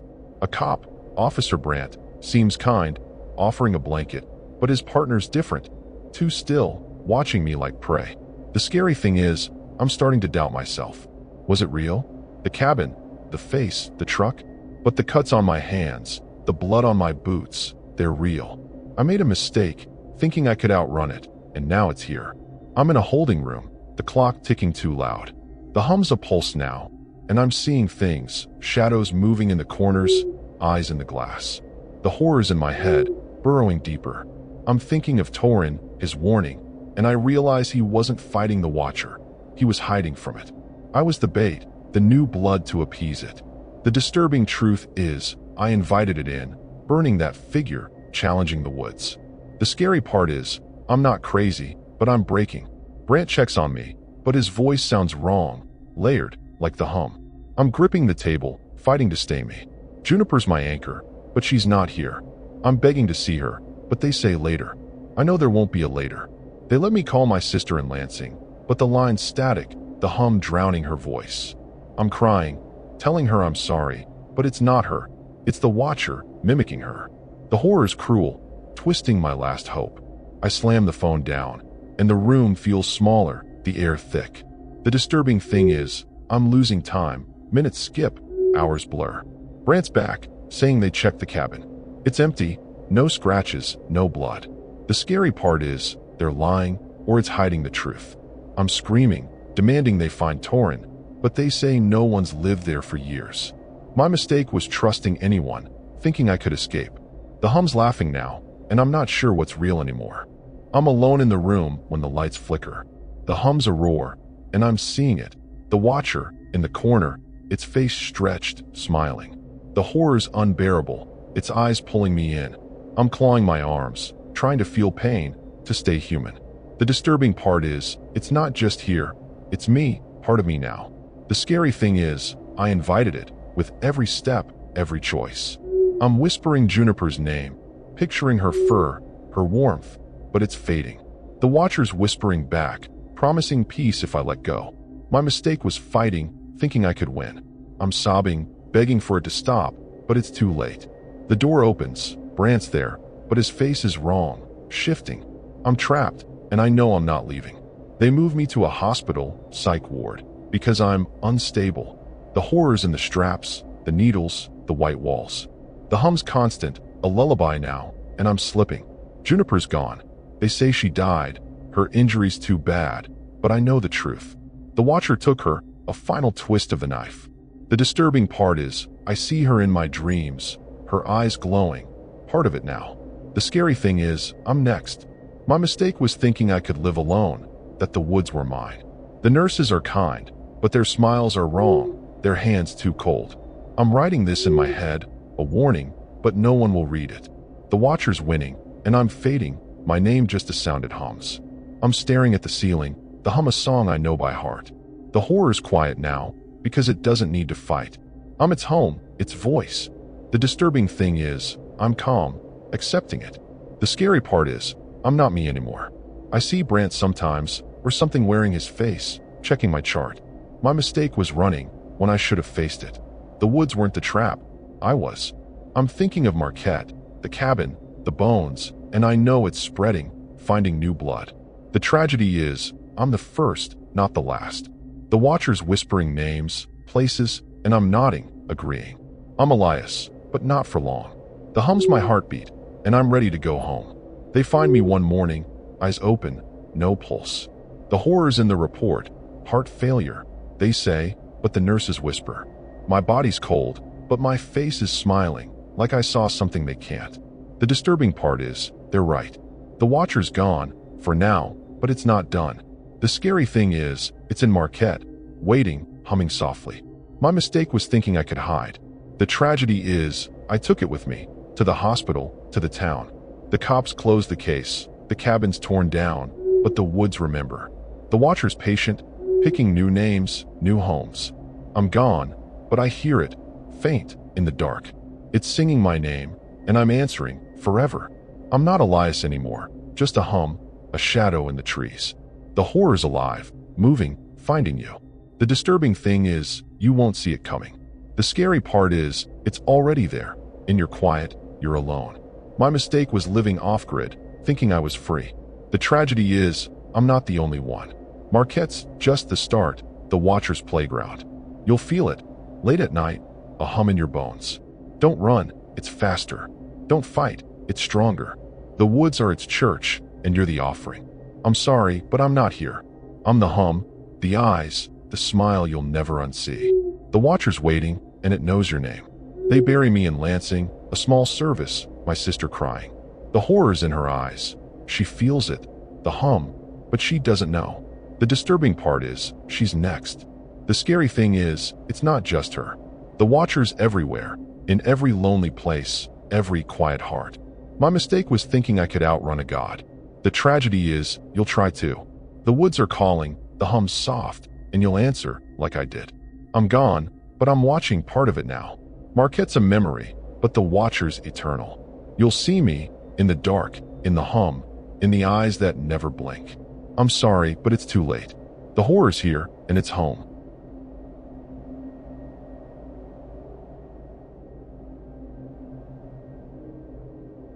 I'm Gideon Voss, 42 years old, and I'm hauling supplies into a trailer just outside Manistee, Michigan, where the pines meet Lake Michigan's fog. I ditched my accounting job in Grand Rapids, burned out on numbers and noise.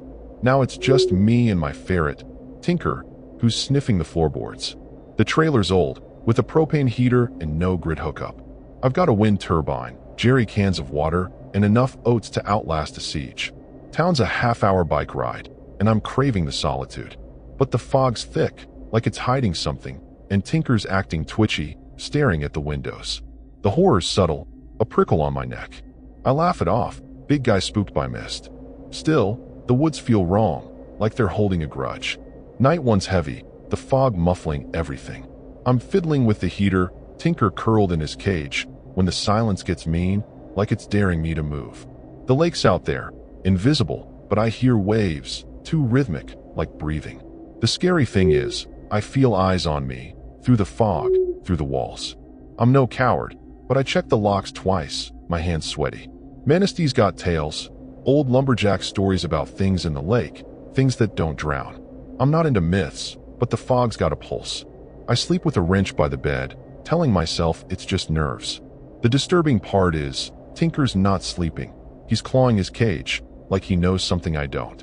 Morning's gray, the fog thicker, swallowing the trees. I'm outside, setting up the turbine, when I catch a whiff of something sour, like spoiled fish. I check the ground, nothing but pine needles. Tinker's on his leash, sniffing, then freezes, his fur puffed. The woods are dead quiet. No birds, just that wave breath sound. It's disturbing, like the lake's watching. I'm shaking it off when a guy shows up, Calvin Rantala, 60s, weathered, with a thermos of coffee. He lives a mile east, says he's been off-grid since the 90s. His eyes keep flicking to the lake. and he warns me to respect the water. I nod, but his vibe's off, like he's scared.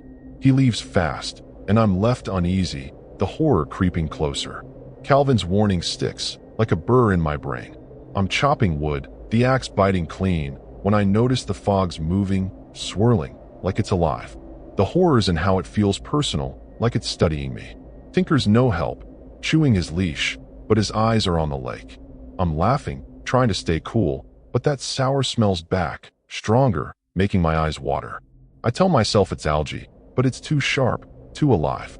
That night, I dream of hands in the water, reaching for the trailer, and I wake up choking. The scary thing is, the waves are louder, closer, like they're lapping at the door. I grip the wrench, telling myself it's just a dream, but the disturbing truth is, I'm not so sure. I'm up early, brewing coffee on a camp stove, when I spot something off. My axe is gone, just vanished from the woodpile. I'm pissed, searching the yard, thinking Calvin, but there's no tracks. Tinker's hissing, sniffing the ground, and I find a weird mark, a wet smear, like a hand, on the trailer's side. The horror's real now, my gut twisting. It's not human, too wide, too slick. I'm scrubbing it off, my hands shaking, but the sour smell's everywhere.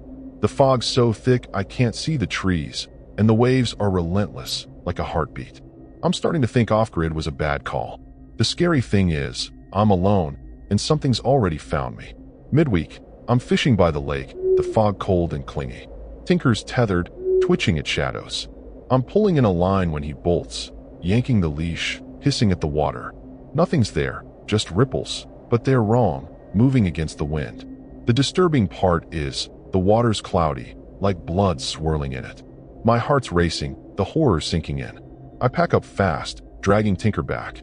At the trailer, I find another smear, this time on the door, and it's fresh, dripping. The scary thing is, it's not random. It's deliberate, like a calling card. I lock us in, wrench in hand, but the fog's pressing the windows, and I know it's not just outside. It's closer, waiting. I'm boarding up windows, my hammer echoing in the fog. The waves are louder, like they're inside the trailer. Tinker's freaking out, clawing the floor. I'm thinking of Calvin, his weird warning, and I'm pissed. He knows something. The horror's in how trapped I feel. The trailer a tin can in the mist. The sour smells choking, and I find another smear, inside, on the sink. My stomach drops. It got in, silent, while I slept. The disturbing part is, it's playing with me, like a cat with a mouse. I burn some cedar, hoping it helps, but the waves just laugh, and the fog thickens. That night, I hear a new sound, a low moan, like a voice from the lake. It's calling my name, and it's not friendly. I'm awake, the moan circling the trailer. Tinker's under the table, hissing. The horror's in the air, electric, like a storm's brewing. I'm checking the boards, wrench ready, when the moaning stops, replaced by a splash, big, close, like something climbed out of the lake. The scary thing is, I feel it, a presence, heavy and wet, right outside. The disturbing part is, the smears are back, all over the windows, like it's marking every way in. I'm yelling, telling it to leave, but my voice shakes. The fog's alive, curling under the door, and I know locks won't hold it. I'm starting to think those lumberjack tails aren't tails. Something's here, and it's not human. I'm gripping the wrench, the fog seeping in, when I hear it. A knock, slow and wet, on the door. Tinker's screeching, and my heart's pounding. The horror's unbearable, the moan starting again, saying, "Gideon," like it knows me. I'm frozen, the scary thing being how calm it sounds, like it's sure I'll open up. The disturbing part is, I'm tempted, the fog in my head, whispering I belong to it. I shake it off, slamming the wrench against the wall, screaming to stay sane. The knocking stops, but the smears glow faintly, like they're alive. I know it's out there, waiting, and I'm not sure I can keep it out.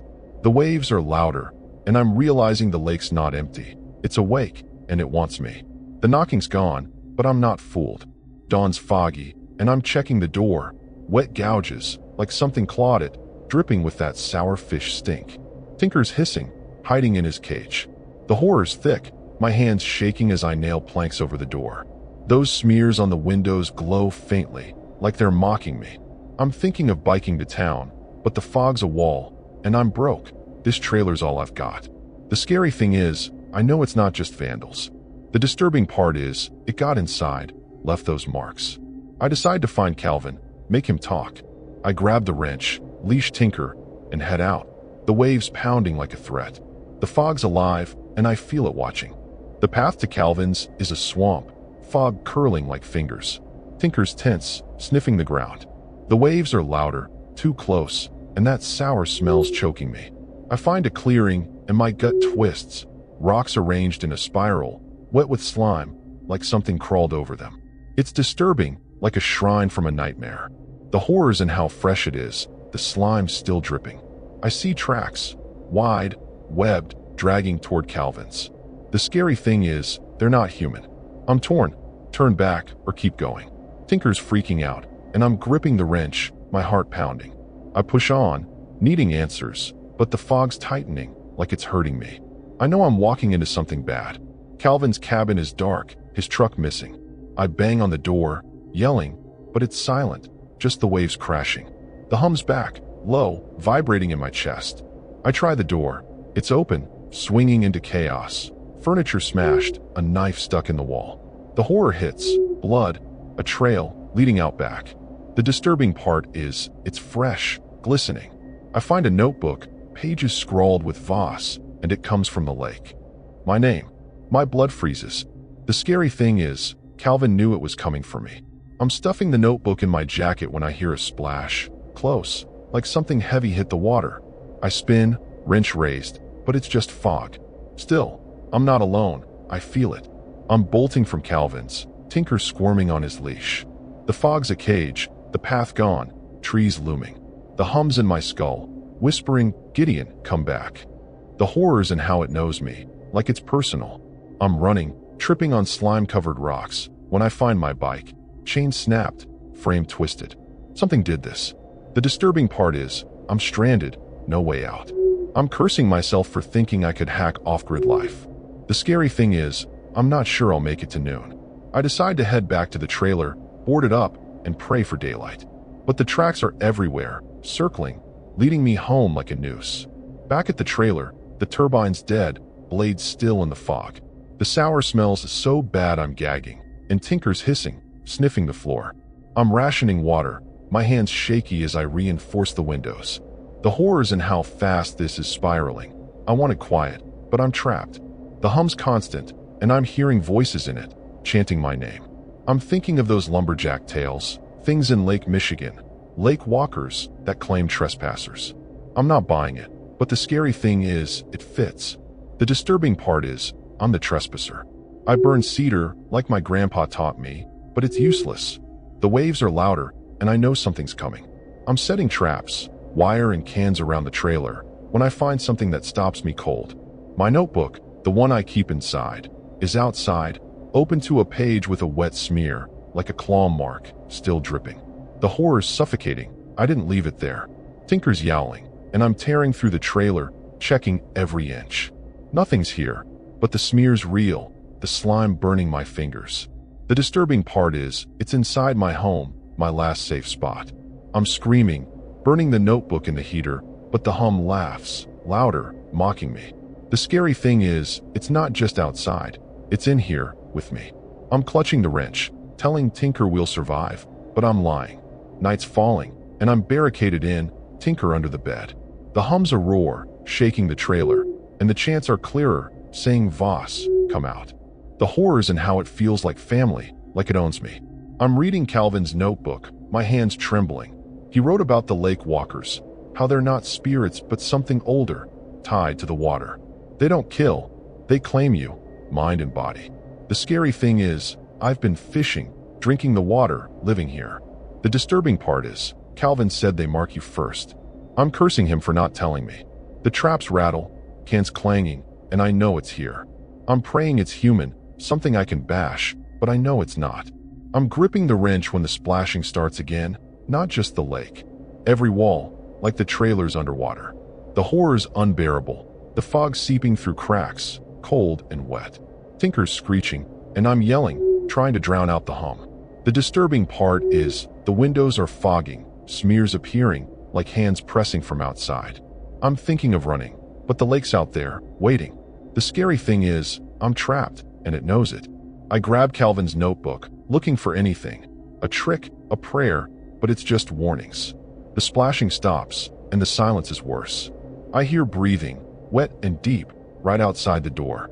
It's not human, and it's calling my name, soft, like a lover.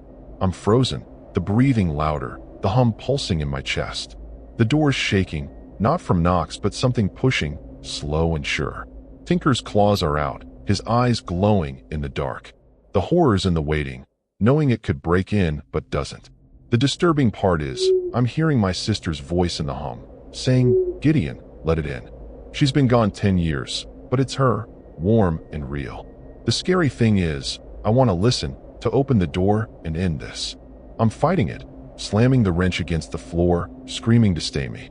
The breathing stops, but the door groans, bending, and I know it's done waiting. It's coming, and I'm out of time. The door's bending, and I'm screaming, wrench raised. Tinker's hissing, backed against the wall. The hum's a storm, chanting my name. I swing at the door, metal denting, and see it, a thing, too tall, its face slick and eyeless, pressed against the crack. The horror's like a knife, my breath gone. It's not alive, not dead, just wrong. The scary thing is, it's humming, my sister's voice, begging me to open up. The disturbing part is, I'm shaking, almost listening. Tinker snaps at my leg, pulling me back. I shove the table against the door, but it's buckling, slime oozing through. The trailer's a trap, and it's breaking in. I'm gasping, knowing I can't stay. The lake's awake, and it's here for me. I'm ripping boards off the back window, glass slicing my hands. The horror's in the fog, thick like oil, seeping inside. Tinker's with me, claws digging in. I peek out, and my heart stops. More of them, shapes in the fog, their limbs dangling, gliding toward the trailer. The hum's alive, their forms shimmering like fish under ice. The scary thing is, they're not rushing. They're waiting, savoring my fear. The disturbing part is, one's face shifts, becoming Calvin's, eyeless but smiling.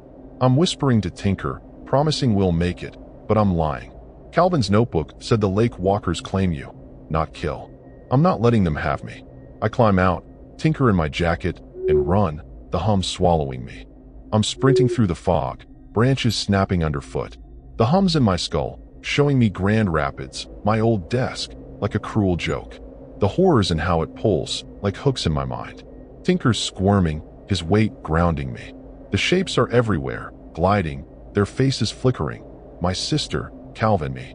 The scary thing is, one's holding my axe, dragging it, like a taunt. I'm screaming, veering toward the lake, thinking I can lose them in the water. The disturbing part is, the shore's alive, waves pulsing red, like blood.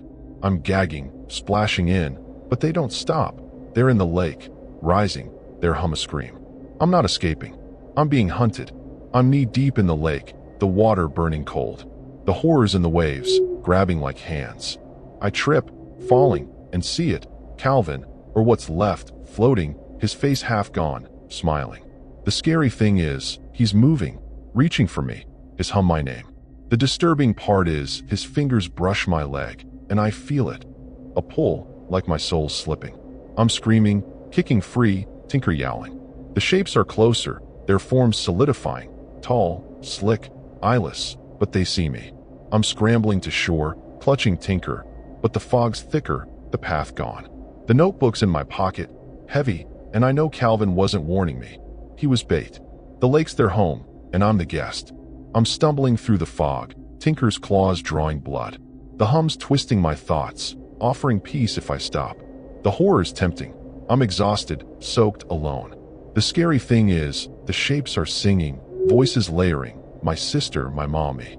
They're in my head, promising I'll belong. The disturbing part is, I'm slowing, my wrench heavy.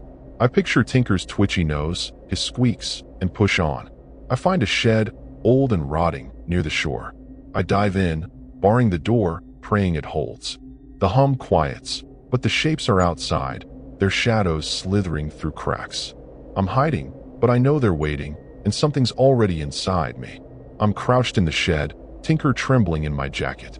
The walls are slimy, carved with symbols, waves, eyes, claws. The horrors in how they glow, pulsing with the hum. The notebook's pages are wet, but I read, Calvin wrote about the lake walkers, how they're not spirits but ancient, born in the lake's depths. They don't want blood, they want you, your mind. The scary thing is, he tried to run, and they took him anyway. The disturbing part is, I'm marked, those smears, my name in his notes. The shapes hum outside, their voices softer, coaxing. Tinker's hissing, but I feel it, a tug, like I'm theirs. I'm fighting, clutching Tinker, but the symbols are moving, and I'm losing ground. I'm scratching my skin, trying to stay awake, stay Gideon.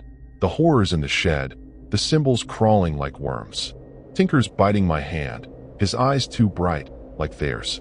The scary thing is, I'm seeing my sister's face, not outside but in my mind, smiling, eyeless. The disturbing part is, I'm hearing my own voice, begging me to join. I'm screaming, smashing the wrench against the symbols, with splintering, but they don't stop. The hum's laughing, and I'm losing time, seconds, hours gone. Tinker's my anchor, his warmth real, but he's fading, his teeth sharp. The shapes are closer, their claws scraping the door, and I know I can't hide. The lake's calling, and I'm answering. I'm clutching Tinker, the notebook open to a scrawled note. Follow the light. The horror's in the choice. Stay and be taken, or run towards something worse. The scary thing is, I'm moving, kicking the door open, the fog swallowing me. The disturbing part is, I'm not sure it's me running. My legs feel wrong, my thoughts slick. The shapes are with me, gliding, their hum guiding me to the lake. I see a light, faint, bobbing, like a lantern on the water. I'm sprinting, Tinker heavy, the waves roaring. The shapes are behind, beside, inside me. The light's closer, a boat maybe, and I'm praying it's human. But the hum's a hymn, and I'm singing, my voice not mine. I'm at the shore, the light steady, a small boat rocking in the fog. The horror's complete. The shapes aren't chasing, they're leading me here. The scary thing is, I see Tinker's eyes change, glowing part of them. The disturbing part is, I'm stepping into the water, toward the boat, the hum my pulse. The shapes are in the lake, their faces mine, Calvin's, countless others, all smiling. They're not monsters, they're the lake, its heart. I drop the wrench, the notebook, my fear. The boat's empty, but it moves, pulling me in. A spark of Gideon screams, trapped, knowing I've lost. The shapes reach, and I let them, the light fading as the lake takes me home. I'm wading to the boat, the lake's icy grip on my legs. The hum's a roar, Tinker's glowing eyes breaking my heart. The horror's crushing. I'm losing him, losing me. I climb aboard, the boat rocking, empty but moving, like it's alive. The shapes glide closer, their slick forms circling. The scary thing is, they're in my head, whispering, Gideon, stay. I'm rowing, arms burning, Tinker squirming in my jacket. The disturbing part is, the fog's shifting, the shore vanishing, like the lake's swallowing the world. The light's gone, but the boat keeps going, pulled by something deep. I'm screaming, fighting the hum, but the shapes are everywhere, their faces mine. I'm not escaping, they're taking me somewhere worse. The lake's alive, waves slapping like hands. The horror's in the water, red and thick, smelling of sour death. Tinker's hissing, claws drawing blood, but he's all I've got. The scary thing is, the hum's showing me my old life. Cubicles, beers with friends, like a cruel bribe. The disturbing part is, I'm slowing, my oars heavy. I picture Tinker's squeaks, his twitchy nose, and row harder. The shapes are closer, their claws brushing the boat, leaving slime. I'm swinging the wrench, hitting nothing but water. The fog parts, and I see land. A pier, Manastee's lights faint. I'm sobbing, rowing for it, praying it's real. The shapes hum louder, their eyes glowing. But I'm almost there, begging for human ground. I'm at the pier, the boat slamming wood. The horror's in the silence. The hum cuts off, like it's waiting. Tinker's limp, his breathing shallow. I'm scrambling ashore, clutching him, my legs jelly. The fog's thick, but I see a warehouse, its door cracked open. I'm running, the shapes gliding behind, their hum faint but there. The scary thing is, the pier's covered in slime, fresh, like they were here first. The disturbing part is, the warehouse smells of that sour rot, like it's theirs. I dive inside, barring the door, Tinker in my arms. The shapes are outside, their claws scraping, but I'm safe, for now. I'm whispering to Tinker, promising we'll make it, but I know the lake's not done. I'm in the warehouse, crates and nets rotting around me. The horrors in the dark, the hum creeping back, soft, like a lullaby. Tinker's eyes are dull, his warmth fading. I'm tearing up, begging him to stay. The scary thing is, the shapes are inside, their shadows slithering across the walls. The disturbing part is, one's face is my sister's, eyeless, smiling, holding my axe. I'm screaming, swinging the wrench, but they don't flinch, they're waiting for me to break. I find a ladder, climbing to a loft, Tinker heavy. The shapes hum below, their voices layering. My mom, Calvin, me. I'm barricading the loft, praying for dawn, but the fog's seeping through cracks, and I know they're climbing. The lake's in my head, and I'm slipping. The loft's cold, the hum vibrating the floor. The horror's in Tinker. He's not moving, his eyes empty. I'm sobbing, holding him, but the scary thing is, I feel them. His eyes glow, part of the shapes. The disturbing part is, I'm humming too, my voice theirs. I'm fighting it, picturing my old life, my sister's laugh, but it's fading. The shapes are at the ladder, their claws clicking. I'm pushing crates against the hatch, but it's useless. They're in the fog, in me. I find a flare gun in a box, my hands shaking. I'm aiming at the hatch, ready to burn them. But the hum's promising peace, and I'm tempted. The shapes are closer, their face is mine, and I know I'm not alone. I'm theirs. I'm firing the flare, the loft blazing, shapes shrieking. The horrors in the heat, the hum screaming in my skull. I'm grabbing Tinker's body, jumping through a window, glass cutting deep. I'm running, the warehouse burning behind me, the fog swallowing the light. The scary thing is, the shapes are still here, gliding through the fog, untouched. The disturbing part is, the pier's gone, the lake lapping at my feet, like it followed me. I'm sprinting toward town, Tinker heavy, my blood mixing with slime. I see lights, Manistee streets, a gas station's glow. I'm screaming for help, the hum chasing me, but the shapes are everywhere, their eyes in the fog. I'm so close, but I know they're not letting go. I'm banging on the gas station door, a clerk staring, terrified. I'm babbling about the lake, the shapes, Tinker dead in my arms. The horrors in the normal, pumps, candy racks, like the lake was a nightmare. The scary thing is, the hum's still there, in my chest, soft but growing. The disturbing part is, the clerk's eyes flicker, like he's one of them. I'm begging for a phone, cops, anything, but he's calling security, saying I'm crazed. The shapes are outside, in the fog, their hum blending with the neon buzz. I'm clutching Tinker, praying for help, but the fog's creeping in, and I know I brought them here. Sirens wail, and I'm hoping they're human, not another trick. I'm in a cop car, the clerk's story painting me as nuts. The horrors in the cuffs, the hum pulsing in my skull. Tinker's gone, left at the station, and I'm breaking, screaming his name. The scary thing is, the cops' radios hum, their voices layering with the shapes. The disturbing part is, I'm seeing my sister in the rear view, eyeless, smiling. I'm thrashing, begging to be let out, but they're driving, saying I need a hospital. The fog's thick, Manistee's lights fading, but the shapes are clear, gliding beside the car. I'm thinking of Calvin, his notebook, and I know I didn't escape. I carried them with me. The hum's a heartbeat, and I'm losing the fight to stay Gideon. I'm at the hospital, cops circling, asking about the trailer, the fire. I'm Gideon Voss, 42, and I'm trying to explain the lake walkers, the hum, the faces, the horrors in their eyes, pity, like I'm unhinged. The scary thing is, the hum's louder, and I'm seeing Tinker in the halls, his eyes glowing, part of them.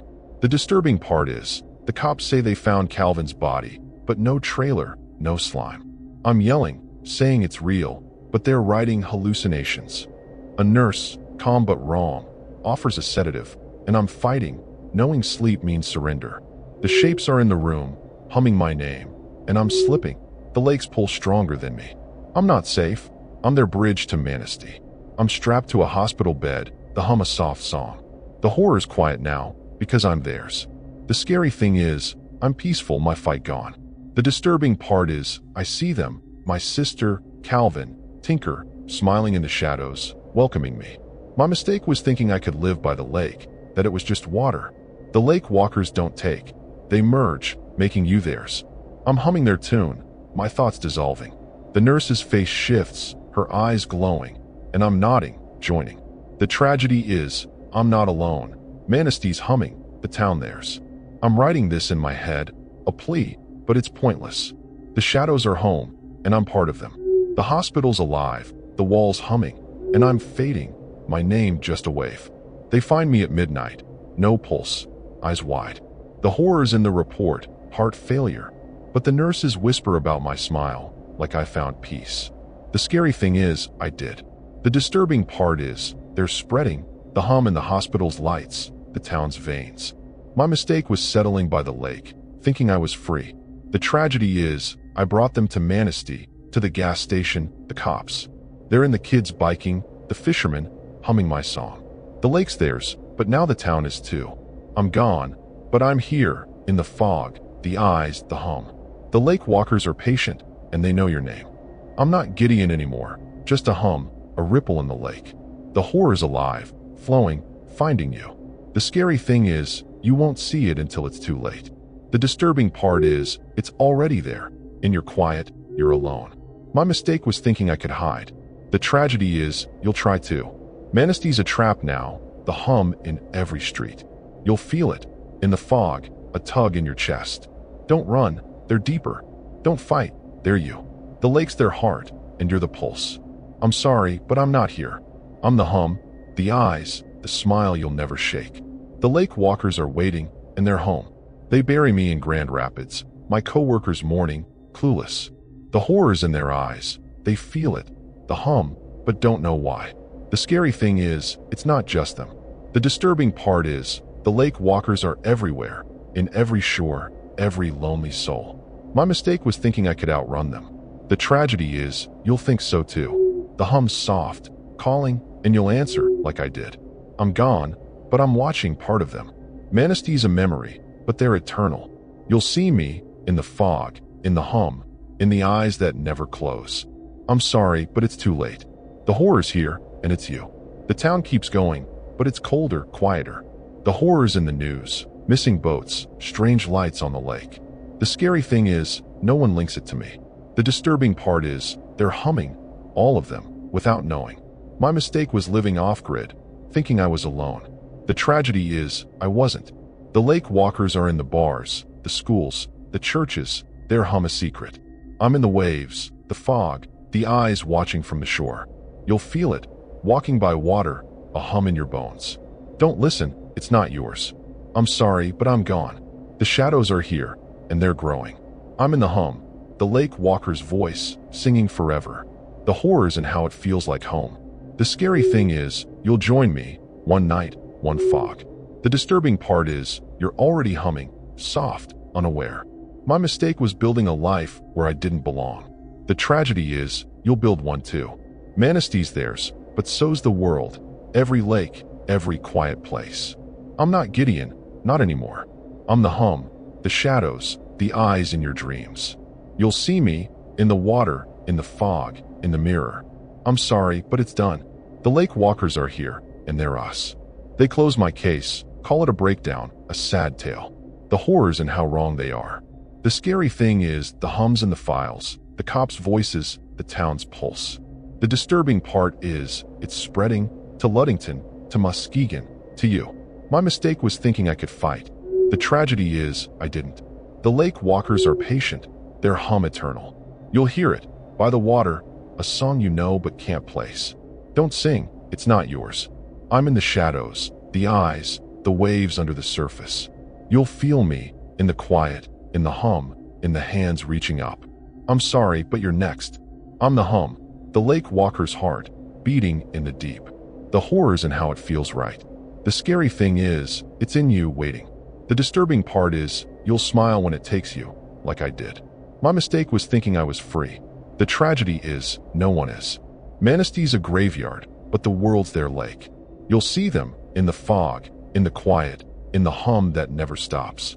I'm not here, but I'm everywhere. The shadows are singing, and you're listening. I'm sorry, but it's over. The lake walkers are you, and you're theirs, forever. They forget me, but the hum remembers. The horrors in the silence, the scary things in the song. The disturbing part is, it's yours now. My mistake was living. The tragedy is, you're living too. The lake walkers are the water, the shadows, the hum in your soul. You'll hear me, in the dark, In the eyes, in the hum that calls your name. I'm sorry, but you're home.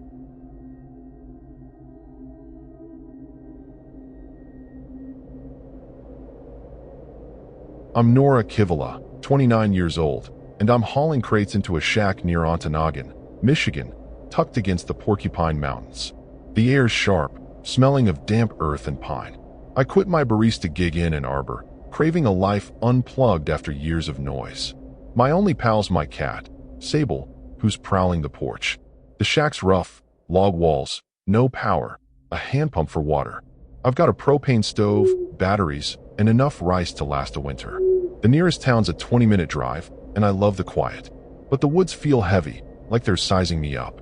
Sable hisses at the trees, and I shrug it off. Just a city girl spooked, right? Still, the horror of being so alone is creeping in, like a chill I can't shake. Night one's dark, the kind that swallows light. I'm stoking the stove, Sable curled up, when the silence gets thick, almost suffocating. I'm used to city hum, not this void. Outside, the trees creak, their branches scraping the roof like nails. I laugh, telling myself it's just wind, but Sable's eyes are locked on the door. The scary thing is, I feel watched, like the forest has eyes. I check the locks, my hands clumsy, and light extra candles. Ontonagon's got stories, old Finnish tales about spirits in the hills. I'm not superstitious, but the air's got a bite. I sleep with a crowbar by the bed, just in case. The disturbing part is, I'm not sure what I'm scared of yet, but it's out there. Morning's gray, and I'm out back, digging a latrine. The ground's hard, full of roots, and there's this faint, coppery smell, like blood. I poke around, finding nothing but dirt, but Sable's pacing, her tail puffed. The woods are too quiet. No birds, just a low hum, like a far-off engine. It's disturbing, unnatural. I'm shaking it off when a woman stops by. Ingrid Lottie, late 40s, wiry, with eyes like chipped ice. She lives a mile off, brings me a jar of pickled fish. Says she's been here forever, knows the land. Her smile's tight, and she keeps glancing at the mountains. I offer tea, but she's gone fast, muttering about staying sharp. Her vibe's off, and it sticks with me. Ingrid's visit leaves me uneasy, like she knows something I don't. I'm splitting wood, the axe heavy in my hands, when I notice the trees look wrong, tangled, like they're knitting themselves shut. It's a silly thought, but the horror's in how real it feels. Sable's no help, batting at shadows. I'm laughing, trying to stay grounded, but the hum's back, louder, vibrating in my chest. I tell myself it's a generator, maybe Ingrid's, but it's too rhythmic, like breathing. That night, I dream of hands reaching from the soil, and I wake up gasping. The scary thing is, the hum's still there, outside, circling the shack. I grip the crowbar, telling myself I'm fine, but I'm not. I'm up early, brewing tea on the stove, when I find something weird. My axe is stuck in the porch, blade buried deep, like someone swung it. I didn't leave it there. Sable's hissing, sniffing the wood, and my heart's racing. The disturbing part is, there's a mark beside it, a smudged handprint, too big, fingers too long. I'm freaking out, thinking vandals, but who? Ingrid? Kids? The woods are empty. I yank the axe free, my hands shaking, and scrub the print away. The hum's constant now, and I'm jumping at every snap. For the first time, I'm wondering if off-grid was a mistake. The horror's settling in, like damp in the walls, and I'm not sure I can ignore it. Midweek, I'm checking the pump, the water sluggish and gritty. The coppery smells stronger, like something's rotting in the pipe. I'm gagging, filtering it through cloth, but it's no good. I hike to a creek, Sable trailing, and fill jugs. The forest's too still, the hum pulsing like a heartbeat. I'm halfway back when Sable bolts, yowling at a bush. Nothing's there, but my skin's crawling. The scary thing is, I feel it, something close, watching. I hurry home, water sloshing, and find another handprint, this time on the door. It's fresh, the wood damp. The horror's real now, not just nerves. I lock myself in, crowbar ready, but I know locks won't stop whatever's out there. I'm reinforcing the shack, nailing planks over windows when I hear it. A low chant, like voices coming from the mountains. It's not the hum, it's human or close. The disturbing part is, it's calling my name, soft and wrong. I'm frozen, Sable's claws digging into my leg. I yell, telling it to screw off, but the chant just laughs, fading into the hum. I'm thinking of Ingrid, her weird warnings, and I'm pissed. She knows something. The scary thing is, I'm alone. No phone, no car, just a bike I can't ride in the dark. The horrors and how trapped I feel, the shack closing in. That night, the handprints are back, smeared across every window, like a warning. I'm awake, the chant gone, but the hum's louder, rattling the walls. Sable's under the bed, hissing. I'm clutching the crowbar, checking the planks, when something bangs the door, hard, like a fist. My heart's in my throat, the horror choking me. I scream, swinging the crowbar at nothing, but the banging stops. I'm shaking, telling myself it's kids, but I know better. The disturbing part is, the handprints are inside now, on the mirror, faint but there. I'm losing it, scrubbing them off, but they smear like blood. The scary thing is, I didn't hear anything come in. I'm praying it's a prank, but the hum's laughing, and I know it's not. Something's here, and it's not leaving. I'm curled up, crowbar in hand, when the banging starts again, slow, rhythmic, on the roof. Sable's yowling, and I'm whispering to her, promising we'll get out. The hum's a roar, and the air's heavy, like it's pressing me down. The horror's in the waiting, knowing it's toying with me. I creep to the window, peeking through a crack, and see it. A shadow, too tall, moving in the trees. It's not human, its arms dangling like ropes. The scary thing is, it's not rushing. It's pacing, savoring this. The disturbing truth hits. This isn't random. It's chosen me, and I don't know why. The banging stops, but the shadow's closer, and I know it's coming for the door. The shadow's gone, but I'm not breathing easy. Dawn's pale, and I'm checking the door. New scratches, deep, like something clawed it. Sable's hiding, her eyes wide. The horror's thick, my pulse hammering. I nail more planks over the door, but it feels useless. Those handprints on the mirror keep flashing in my mind, smearing like blood. I'm thinking of biking to town, but the woods feel alive, watching. The scary thing is, I'm broke. Everything's in this shack. Leaving means starting over, and I'm stubborn.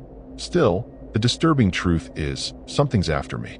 I decide to find Ingrid, force her to spill what she knows. I grab the crowbar, leash Sable, and head out, the hum buzzing like a warning. The path to Ingrid's is overgrown, branches snagging my hair.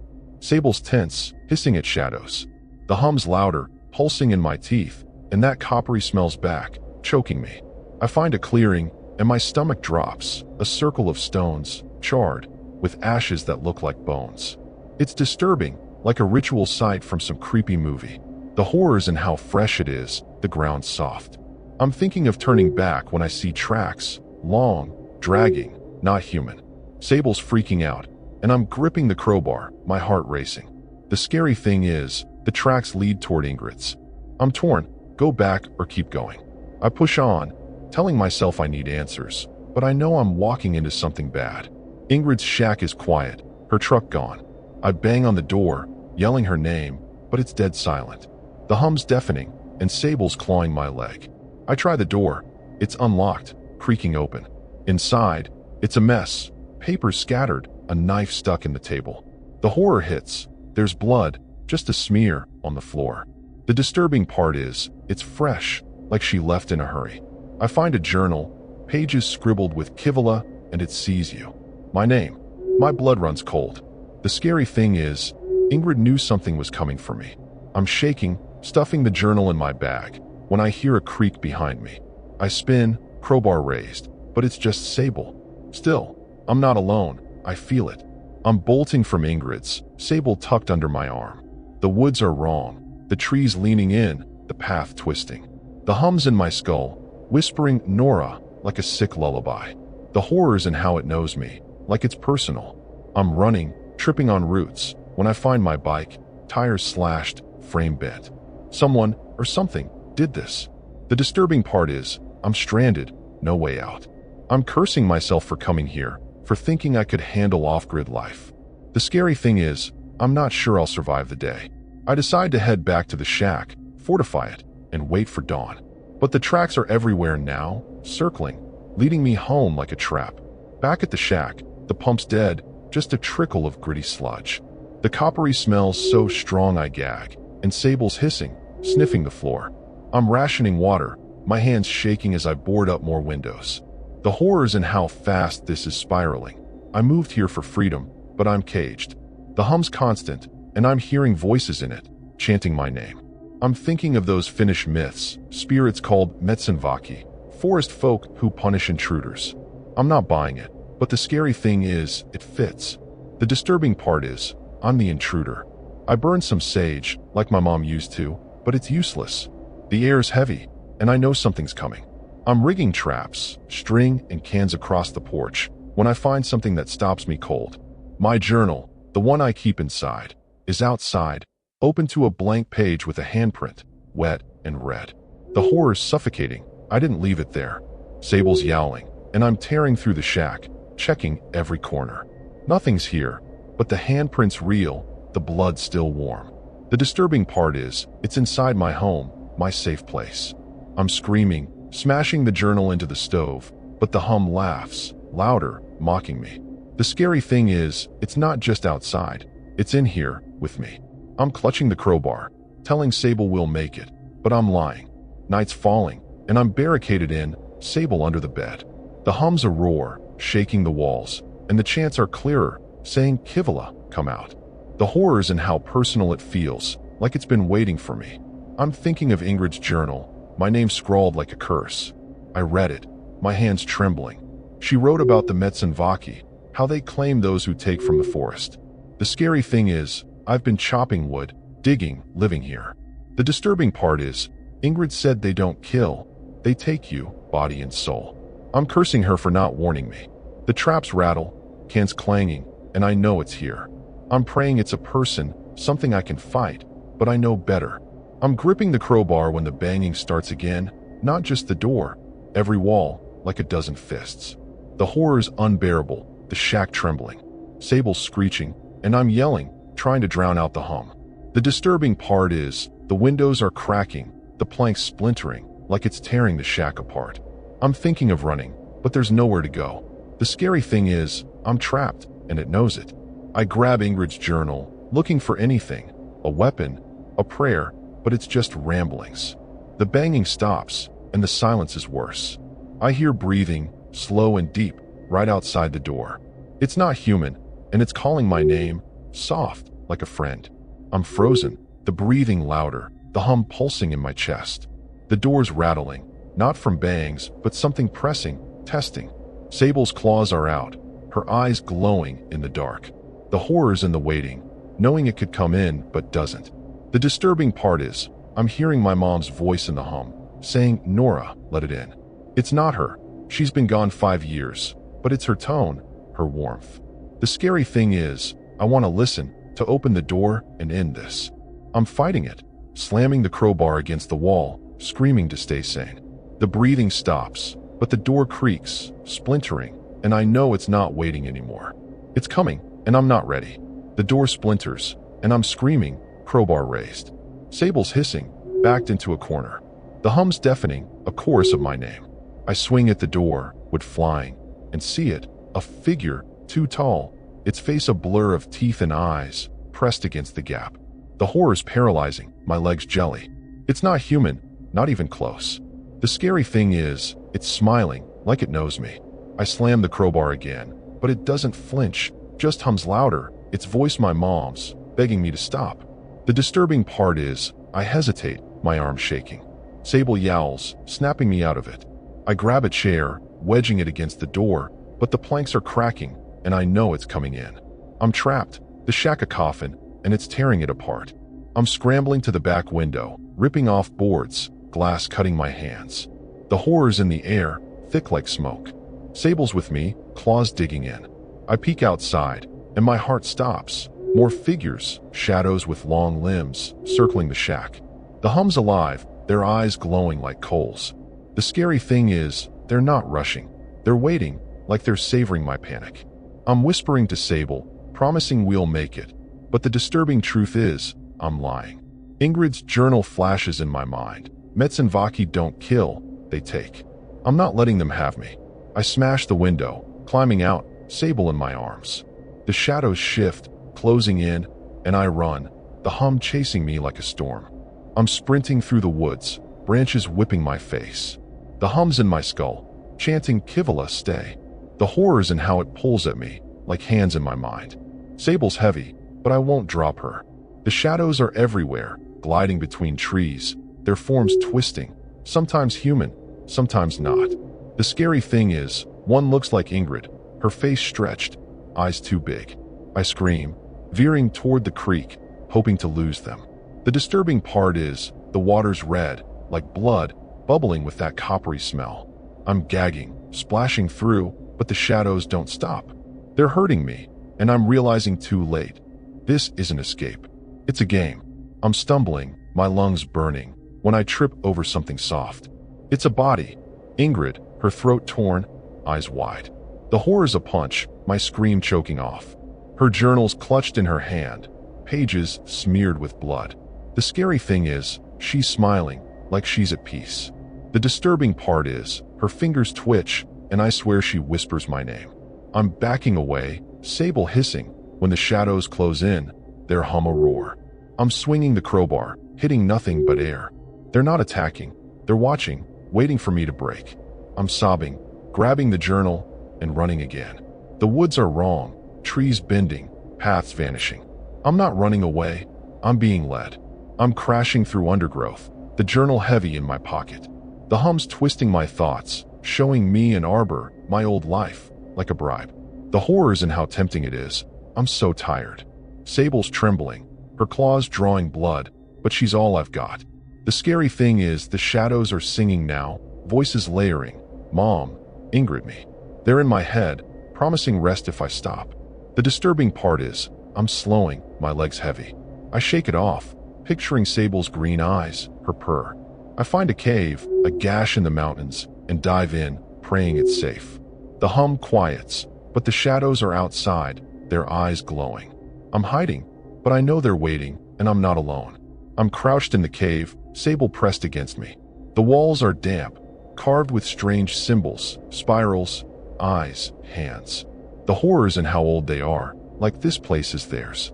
The journal's pages crinkle, and I read by moonlight. Ingrid wrote about the Metzenvaki, how they're not spirits but something older, tied to the land. They don't want blood, they want you, your will. The scary thing is, she tried to warn me, left my name as a plea. The disturbing part is, she's one of them now, her body a puppet. I'm shaking, realizing I'm next. The shadows hum outside, their voices softer, coaxing. Sable's growling, but I feel it. A pull, like I belong to them. I'm fighting, but it's strong. I'm scratching my arms, trying to stay awake, stay me. The horrors in the cave now, the symbols glowing faintly, pulsing with the hum. Sable's hissing, batting at the air, and I'm seeing things. Mom's face, Ingrid's, mine, flickering on the walls. The scary thing is, they're not hallucinations. They're here, part of the Metzenvaki. The disturbing part is, I'm hearing my own voice, begging me to join. I'm screaming, smashing the crowbar against the symbols, sparks flying, but they don't break. The hum's laughing, and I'm losing time, seconds, minutes, gone. Sable's my anchor, her warmth real, but she's fading, her eyes too bright. The shadows are closer, their hands reaching, and I know I can't hide. I'm clutching Sable, the journal open to a page I didn't see. A map, crude, leading deeper into the cave. The horrors in the choice, stay and be taken, or follow their path. The scary thing is, I'm moving, crawling deeper, the hum guiding me like a leash. The disturbing part is, I'm not sure it's me deciding. My hands feel wrong, my thoughts slippery. The cave narrows, the air thick with that coppery smell. I find a chamber, walls covered in bones, human and animal, arranged like art. The shadows are here, not outside. Inside, in the dark in me. Sable's yowling, and I'm whispering her name, fighting to stay Nora. The hum's a hymn, and I'm singing, my voice not mine. I'm standing in the chamber, bones crunching underfoot. The horror's complete. The Metzenvaki aren't just here. They're me, or I'm them. The scary thing is, I see Sable's eyes change, glowing like theirs, and I know she's gone. The disturbing part is, I'm not fighting anymore. I'm listening. The shadows step forward, their faces mine, Ingrid's, countless others, all smiling. They're not monsters. They're family, the forest's heart. I drop the crowbar, the journal, my fear. The hum's my pulse, and I'm nodding, agreeing. The cave's alive, the bones singing, and I'm home. But deep down, a spark of Nora screams, trapped, knowing I've lost. The shadows reach, and I let them in. I'm in the bone chamber, the Metzenvaki's hum swallowing me. Sable's eyes glow, part of them, and the horror's crushing. I'm losing her, losing me. I grab her, ignoring her hisses, and bolt, the crowbar forgotten. The cave's a maze, symbols pulsing like veins. The scary thing is, the shadows don't chase. They're in me, whispering stay. I'm running, scraping my hands raw, Sable clawing my chest. The disturbing part is, the cave's shifting, walls closing, guiding me deeper. I see light, a crack in the rock, and dive for it, squeezing through, Sable squirming. I'm out, in the woods, the hum roaring. The shadows are there, gliding between trees, but I'm sprinting, praying for town, for anything human. My legs burn, but I won't stop. The forest's alive, branches snagging like hands. The horror's in the air, thick with that coppery smell. Sable's heavy, her claws drawing blood, but I'm clinging to her, my last piece of normal. The scary thing is, the hum's in my head, showing me the shack, my old life, begging me to turn back. The disturbing part is, I'm slowing, my will slipping.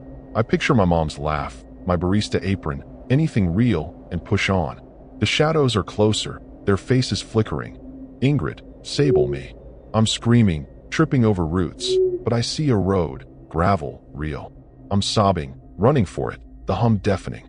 The shadows hum louder, their eyes everywhere, but I'm almost there, praying it's not a trick. I hit the road, gravel biting my knees. The horror's in the silence. The hum cuts off, like a held breath. Sable's limp, her eyes dull, but she's breathing. I'm waving at headlights, a van, old, slowing down. The driver's a guy, maybe 50, grizzled, eyes wide. Help! I'm yelling, climbing in, Sable clutched tight. He's nodding, peeling out, saying he's headed to Ontonagon. The scary thing is, I feel them. The shadows, watching from the trees, their hum faint but there. The disturbing part is, the driver's hands shake, and he keeps glancing at me, like he sees something I don't. I'm begging him to hurry, but the road's twisting, the forest stretching, like it's not letting go. I'm not safe yet.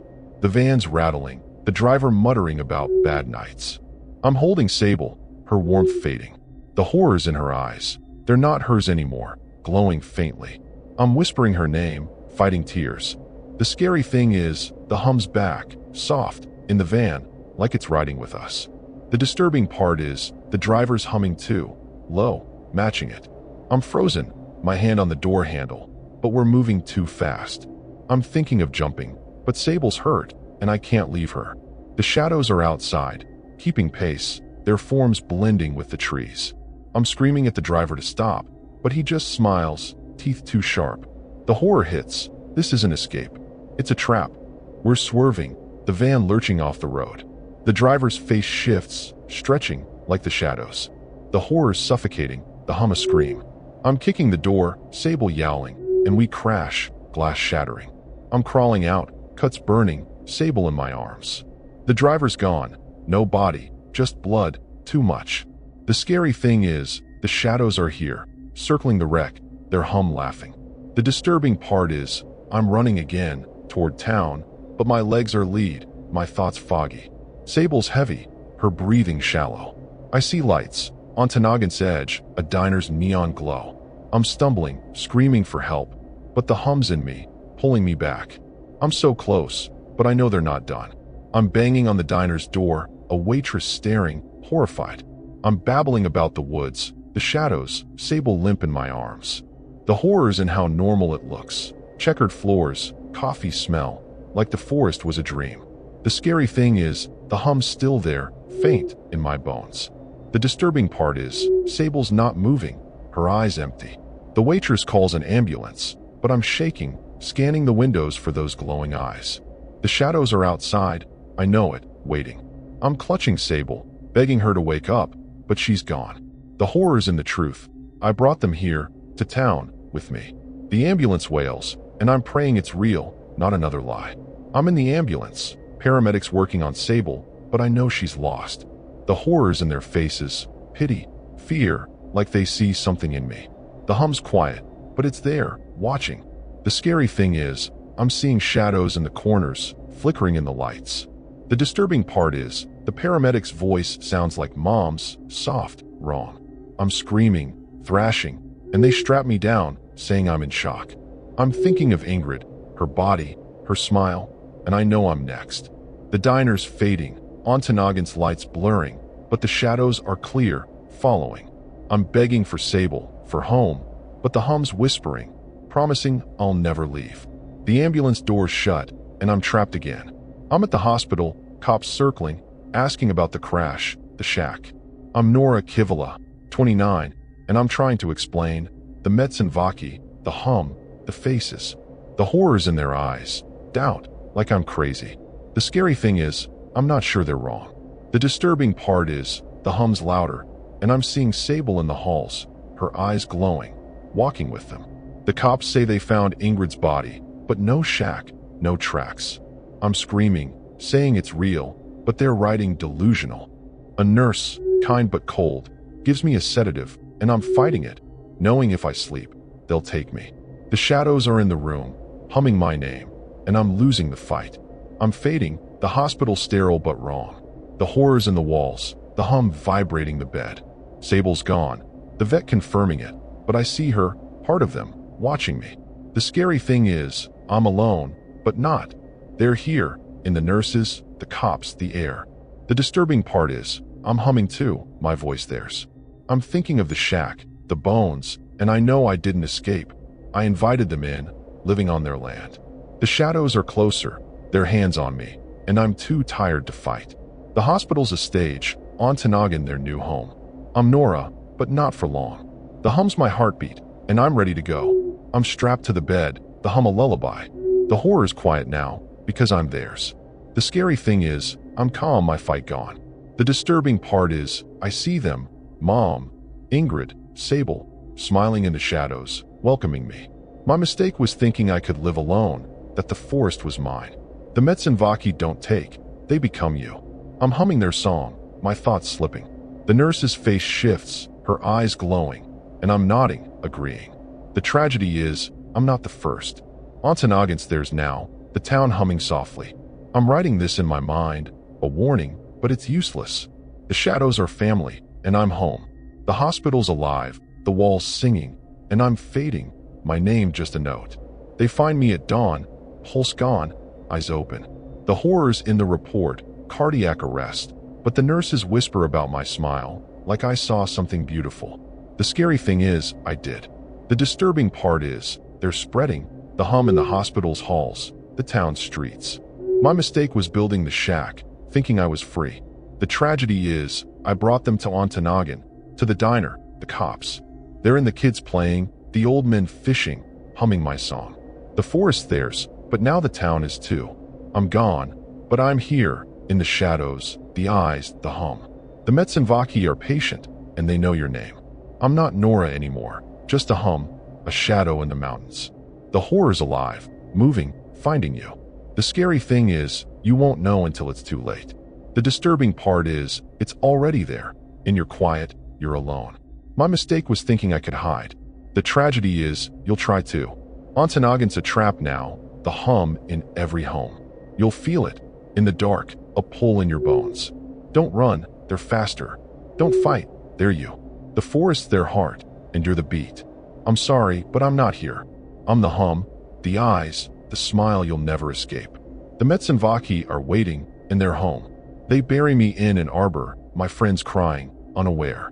The horror's in their eyes, they feel it, the hum, but don't know why. The scary thing is, it's not just them. The disturbing part is, the Metzenvaki are everywhere, in every lonely place, every quiet soul. My mistake was thinking I could outrun them. The tragedy is, you'll think so too.